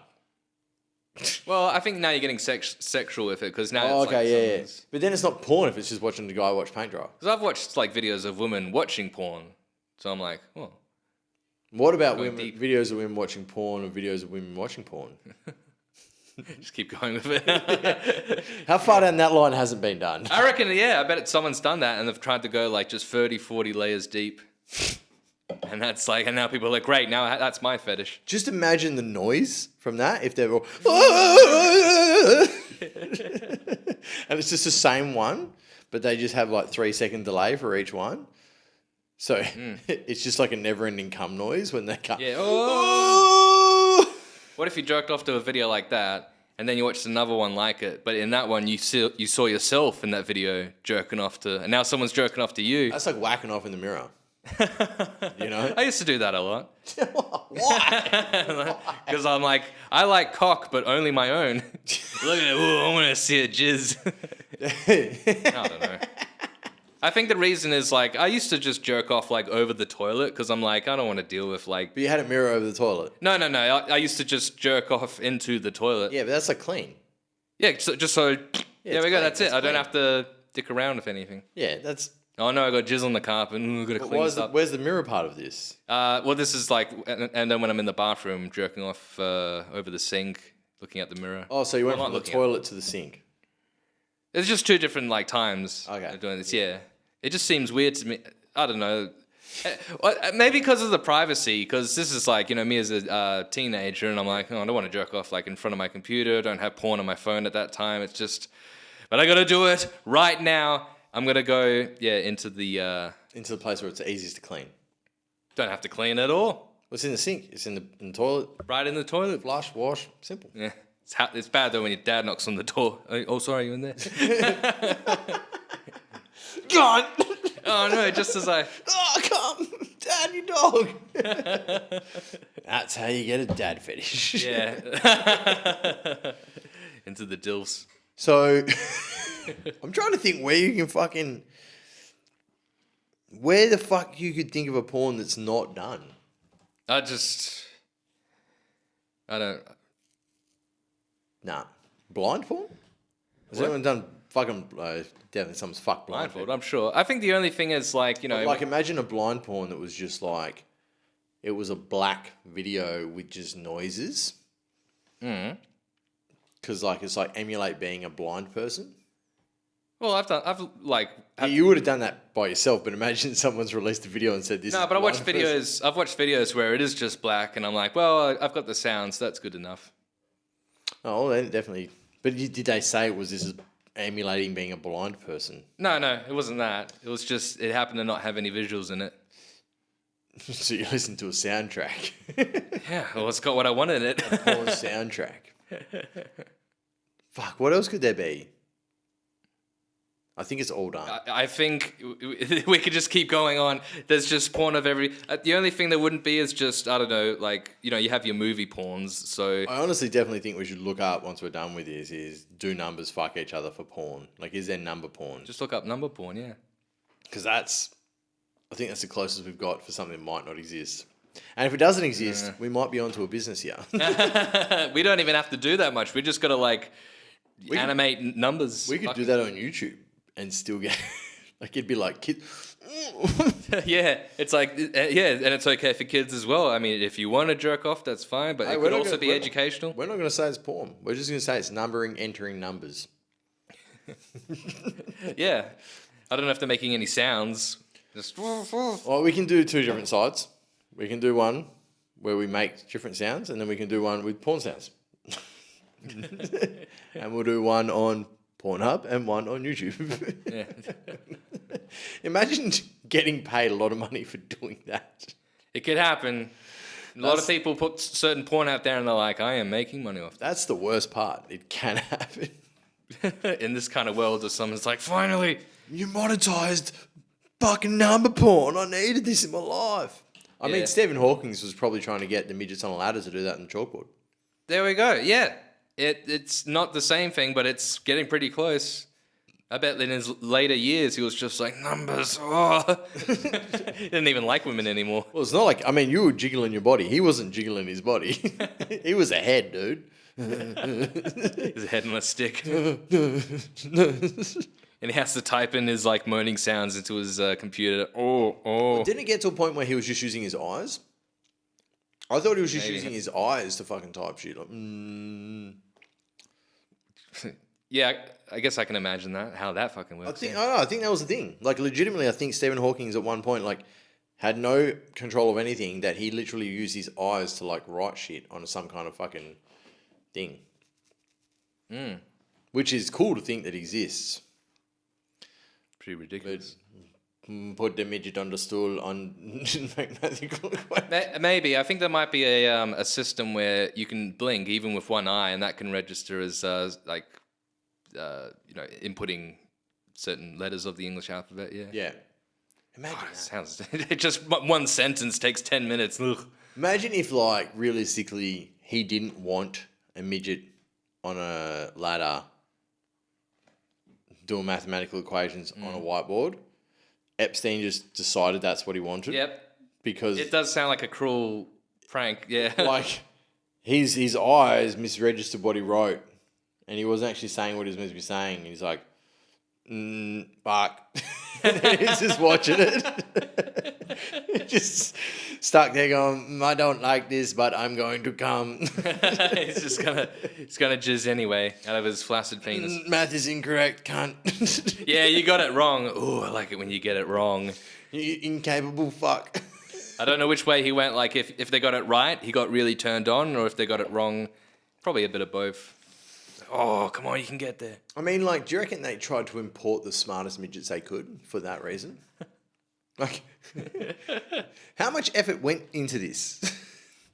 By the way, it seems weird to, like, with Epstein and his whole, the kid trafficking, and they have midgets. Imagine someone looking at it from behind, and they walk up and they're like, oh, you are an adult, sorry. Can't. You dog, you tricked me. Jeff, where's the kids? Imagine that. Imagine this, like, thinking as a kid, start fucking it because you think you've got free reign. And then it says like a adult voice, and then you get angry. He's just like, I thought this was a kid I was fucking. I want my money back. What the fuck, cunt? Now I'm soft. And then just, Jeff, why the fuck is there an adult kid in here? Yeah. This is what you're doing. You're pranking me. You're like, yeah, we get these midgets, and they think they're going to be kids. I would think I could tell the difference between a naked midget and a naked kid because they got different body. Fucking hope so, dude. Different proportion. I hope so too. I'm like, oh no. That's just a fat kid. Fat kid with a big ass. Oh no, it might be a fat kid. Why am I even here? What am I doing? I mean, to be fair, if you're on an island trying to fuck kids, are you really going to assume that there's a midget over a kid there? A midget over a kid. Yeah, like you would imagine that could be a midget, or he's going to think it's a weird shaped kid. Your goal is to fuck kids on this island, so why are you like, yeah, you know what? That one's not a kid. And this is kind of a thing pedophiles can do, is just fuck midgets. You might have solved the problem. I don't think I have. I think I made it worse. You definitely haven't. I don't know what you got to do as a pedophile because you think, oh, I guess I'll just never think about fucking kids and just force myself to be into MILFs instead. I did watch this documentary once where it was like they were trying to rehabilitate pedophiles, and what they did was they'd get them to watch pedophile porn and then get them to sniff this really bad smell and then inflict some kind of pain on themselves. So whenever they got aroused, they'd be like... So they'd be like, instead of looking at it and going, oh, this is hot, they'd be like, oh. They'd feel pain and like... So it conditions them to feel that way if they happen to have thoughts of child fucking. Yeah, so they'd watch kid porn, which is like wild to think that this is a therapy.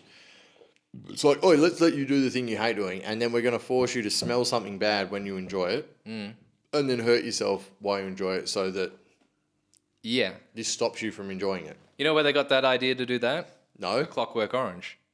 Really? Well, it's the same thing in the movie, if you've seen it, where... I have seen it, but I'm just trying to think of... When he gets arrested, they put him in the place where they're showing him, like, Nazi movies that he loves so much and everything, and all the violence and rape. Yeah. But then they... What are they don't even do that much. They just have his eyes open, forcing him to watch it for so long that, like, he hates it. Yeah, but that's like... They're forcing him to watch it so much that he hates it, as opposed to making him do something bad while he watches it. But still, like, it's the same thing. He does get, like... Desensitized and over it. And... Not desensitized. He gets, like, sick when he, like, sees certain things or hears the music. And so when he gets put back out, he can't fight. He can't rape anymore. Yeah. Yeah. I suppose that's along the same lines, to a degree. And then watch that movie like, hey, that's a good idea. With pedophiles. Let's make pedophiles smell bad shit and hurt Oh, themselves. I do wonder though if that's, I think when it comes to pedophiles, give it a go. What, fuck kids? No, I mean, condition them to, in that kind of way. And also, I think it's funny that they're showing them child pornography. Dude, I need to remember All right. what the documentary is called, because I remember watching it and being like, what the fuck? Was it real?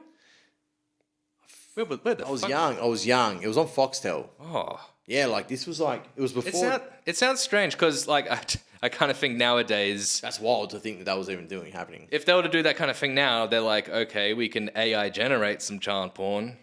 There we go. It's just out of the thin air. No one's getting hurt. That's a whole angle, eh? But that's something that, like, pedophiles can... Again, that's like that's something that I think about a lot. A pedophile's going to do... And again, like, is this bad because they're just still watching it? They're going to get more pedophile-y. What's the thing is, like, if you're doing it, like, at what point do you go from wanking to doing? At what point, like, if you're wanking over something enough, at what point do you go, it's time? Oh, look. Getting the whole... And then you meet Chris Hansen from To Catch a Predator. I haven't seen it. Oh, no. So I've seen it. Yeah, the whole... Well, I think there's... Is that what they do in that show? They, like, bait them and then get them? Yeah, that's basically it. Okay, so it's the same as what I've watched. You've seen similar stuff on YouTube. Yeah. There's like, I watched a podcast with this like ex-army dude. Had this like super nerd who stumbled across like a pedophile ring. And then once he was like, it's like a hacker who would get paid heaps of money to like hack companies and then fucking show their defenses that are wrong. And then he stumbled across a pedophile ring, and then that turned him. He's like, this is my life now. He's exposing these motherfuckers. I thought you were going to say he became a pedophile. It was like, uh-oh, getting a boner. He just became like exposing them. Like he found one website that was doing it, and then it had like, I think 1,000 people in the fucking, in the forums inside that website. And he's like, we've got all their data, and one by one, we're just exposing them. And I'm like, it's not a bad thing. No, that's really good. Like, there's, and I think the idea was they were doing it in a way where it wasn't like they were baiting him and shit. It was like, we've got the data. It's here. Yeah. We've just got to track them down and then track them down with the authorities in that area and then get them arrested. And I was like, that's cool. But that's a wild to think that there was a website just randomly that he found and was like, this is fucked. Like, how many of them exist? If you can just find one, like, and he said it wasn't even dark web. This was normal internet. Oh, that's their downfall. Fucking idiots. Probably weren't even using a VPN. Yeah, so maybe like imagine being like normal internet with like full bad shit. Yeah. You're like, I've heard about people who, like, some people have porn on their work computer. I think that's bad enough. And then some pretty dumb. And some of them have child porn on their work computer. And that's like, all right, now you're asking for it. Fucking insane. I just have to look at it while I'm at work. I mean, at the end of the day, if they're thinking about fucking kids at any point, they're obviously not well. They're obviously stupid as fuck. Yeah, for sure. So, like, putting it on their work computer is probably not outside the limits of the stupidity of shit they're thinking. Yeah. I don't know what it... I'm sure there's some smart pedophiles out there. We're going to get fucking bashed by a pedo after this podcast. What? I don't think so. They're really good. But imagine that. They're like, you can't talk too much shit about our kind. Like, I will continue. I will talk so much shit about you. I wonder if we'll ever have a point where we get so sensitive, it's like, okay, no pedophile jokes, because they're getting pretty upset about it. Have you heard about this fucking minor attracted peoples thing? Yeah, maps. That's wild. What the fuck? And they want to be, like, accepted and... Can't know. That's a no thanks. Why does that... At what point did someone was like, we can't call them pedos anymore? We're giving him a derogatory term because we don't like them. I would say, whatever, it's just like a new word, but I do think there is a pretty, I guess, a big difference between, being a pedophile and acting on it, even an attempt, and being one who just completely realizes this is wrong. And yeah, but if you like something that you know is wrong, when do you start living life? When do you start? You know what I mean? Like, if you're like, I like this, but it's wrong. Just get it out of your head. When are you gonna? Yeah, but how do you like if you're in your head? You're like, I want to fuck kids. At what point do you go like, yeah, I'm past this. I don't want to do this anymore. I'm just gonna. Just, you know. Because either you're stuck in your head going, this is fuck, this is fuck, this is fuck, can't do it. Like imagine being a gay person in 1920. You know, that's what they would have felt like. Sure, but you could be a pedophile. You love kids, but you still like regular women. Maybe just as much. You're like, okay, just stick to You these. mean so they like do both? Yeah. Yeah, it's pretty bad if you're only a pedophile. That sounds horrible. I thought they all were. I feel like that's... Oh, come on. No, seriously. Like, in my head, like, well, how do you fuck a normal human if you're thinking about fucking kids? They're like so opposite ends to me. Well, you just love women and girls. Well, I just mean like a full-blown human, like, as opposed to a kid. Like, I think I figured this out today. I was at a water park today, and I was like... Obviously, you're at a water park, people in bikinis, you look at them. Anyone that looks like young, I'm like, gross. And then you see people that are young with tattoos, and I'm like, gross. But you've got tattoos, so you must be old enough. But I'm like, you still look too young. Yeah. What part of my brain was just like, too young is still like, but you got tattoos, so you must be old enough. But like... You don't know that for sure, though. Well, I don't. And the thing is, still not hot. Still gross. Yeah. Like, it wasn't like tattoos didn't go, oh, you're old enough now. They were still like gross, but you've got tattoos, so maybe old enough. It was like, well, why do you look like a kid? Yuck. Like, I think it was like, for me, I had that thought today. I was like, this is very, I was like, bonus, I guess. But I was like, do I just like old chicks now? Yeah. Or like, it's 25. I don't know. Being I don't know what you call it, like a reverse pedophile where you just want to fuck old grannies. I don't want to fuck old grannies, but like, if you look like a kid, I'm not interested at all. Like, if you've got baby face and you're 42, to the bin, cunt. No thanks. I can't imagine looking that young at 42. I can imagine looking like young. I can't imagine I've seen any 42-year-olds that look like 20 fucking... Or if you imagine 16. like the best looking 42-year-old, that still looks like a woman. Yeah. I'd imagine. That's what I think. I think it was like, if you got tattoos, I mean, you could probably get tattoos at 16 pretty easy. I know people I'm sure. 16. But like, if you look like you're 15, 16, 13, in that bracket, and you've got tattoos, and you're 22, I'm not going near it. Not that they want to come near me either, but like, at the same time, it's like, I looked at them like, kid. Why have you got tattoos? You're a kid. Right. We get it. You're not a pedophile. Oh, You're not even a febophile. Not even close, I don't think. But I assume that if you want to fuck kids, you're not thinking about fucking older people either. Because they're so far apart. Well, let's ask them. I mean, for me, like, I'd want to fuck, a woman in her 20s or a woman in her 50s. That's a big leap. I mean, it certainly depends on the attractiveness, but I've got, like, I've watched porn with, like, young-looking women and then older women. Yeah, but not like kids. No. So I mean, like, I think there's like a cutoff. Still an age gap. Where your brain's like, kids, gross. Yeah. I've seen hot 20-year-olds that I'd bang. But I haven't seen hot 16-year-olds. You know what I mean? Like, Yeah. There's a cutoff. Your brain's like, that's a kid. Don't fuck it. That's I love the gross. way you put it, like, every time you walk past a kid, you're like, ew, gross. I wouldn't fuck that. No. Every kid, ew. No, I Give think me a there's like a where it's possible it could not be a kid. You know what I mean? Like, Yeah. 16, you could like look at it from behind and be like hot, and then turn around like cunt, child, disgusting, or something like that. Like, I don't know. That's why I thought process. Like, in my head today, I was like, if you look around, there's people in bikinis, and I was like, gross. Oh, hot, gross, hot, gross. And you're like, you see it. You're like, it's there. You can't avoid it.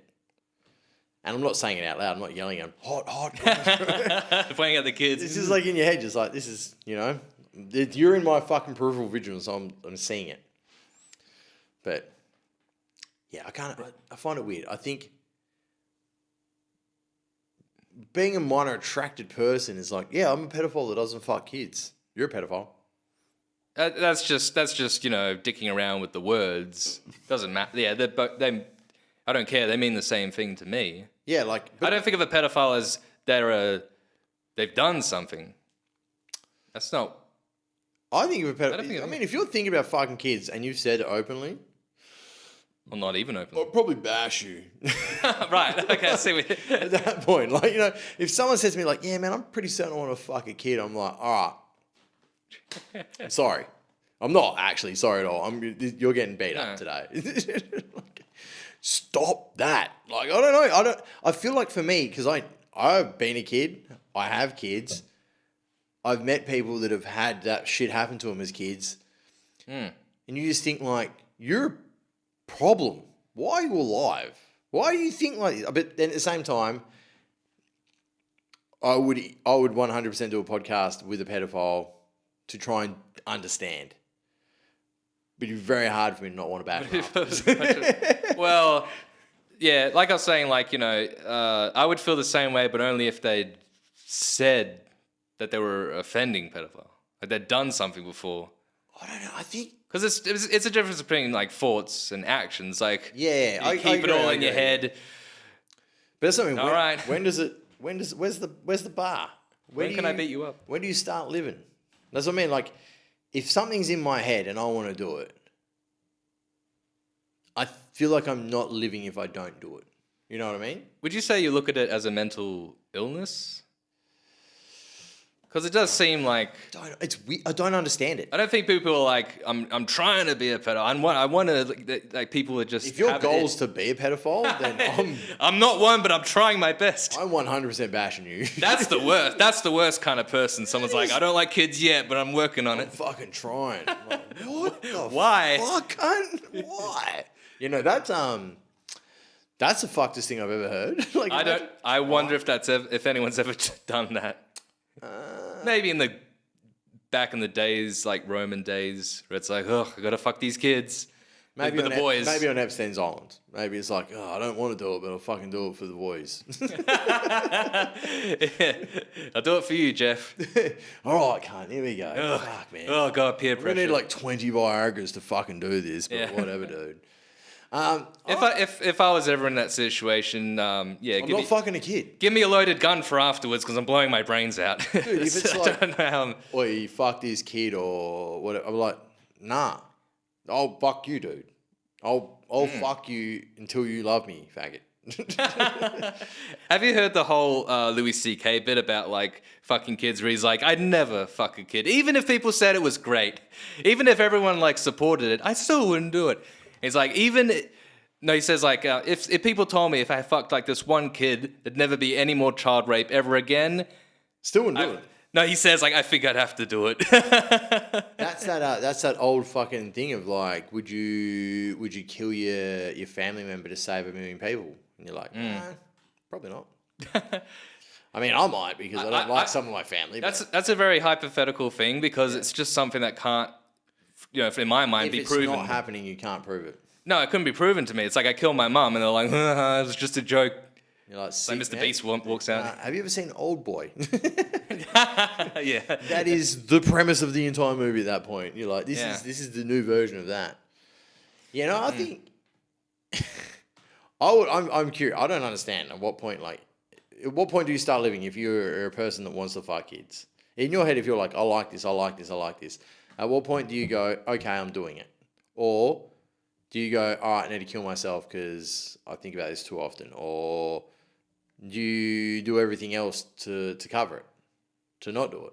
Like, there's too much air there for me to be like, how does this work? It doesn't sound good. It doesn't sound like a good place. Like, just Sounds wanting to fuck very- women. You're like, oh, they're cool. Even fuck dudes, dude. Just fucking don't fuck kids. They don't want it. Or They don't want it. Right, yes. like, get away from them, dude. If you're convincing them to want it, they're not smart enough to get it. Fuck off. Yeah, it's a weird thought process. I don't get it. I would like to understand it just because I'm curious, but yeah, I don't know. No, I think the general attitude for them I don't think it's going to change. I mean, fuck no. There's that dragon dude. You heard about him in Perth? No. Something fucking. I think his name's Penderfield, but his name's almost pedo. Yeah, it's Penderfield. I think it's what it is. Penderfield, and his like nickname is Dragon. He's been in and out of jail like 5 times for fucking kids or like something like that. And it's like as soon as he gets out, within a week or two, he's back in. Like some old dude in Perth has done that multiple times. And it's like every time he comes out of jail, it's like news articles. And Is he in prison now? Well, he was out recently and went back in, yeah. Right. Yeah. That's what I know about it. I hadn't heard the Ollie one. All right, this time you better not be doing it again. Well, I think it was like sometime in 2023 that he was released. And then there was fucking people were like, he's going to do it. To make it say, oh, here he And comes. then within a week, Yeah. he was doing it. And they're like, in jail you go.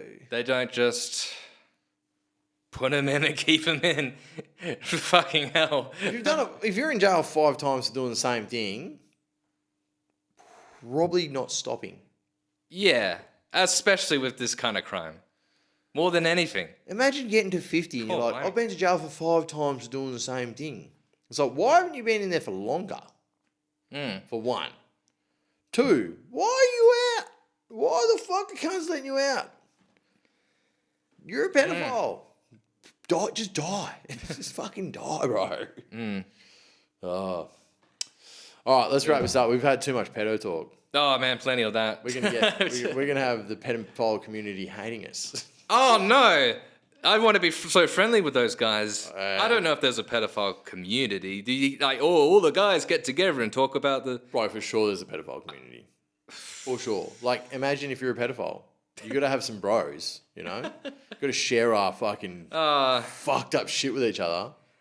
Well, they don't call it a community. They call it a pedophile ring. It's like a murder of crows. It's a pedophile ring.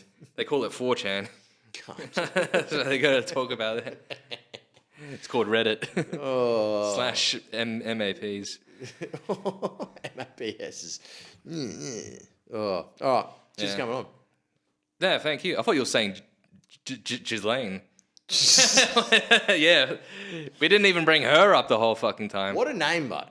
Ghislaine. I feel like there was a joke in her name that she is the Ghislaine. You have a name like that, all you can do is traffic kids. You are the Ghislaine. You are literally a lane, as in traffic, and jizz, as in fucking kids. They're not the ones jizzing.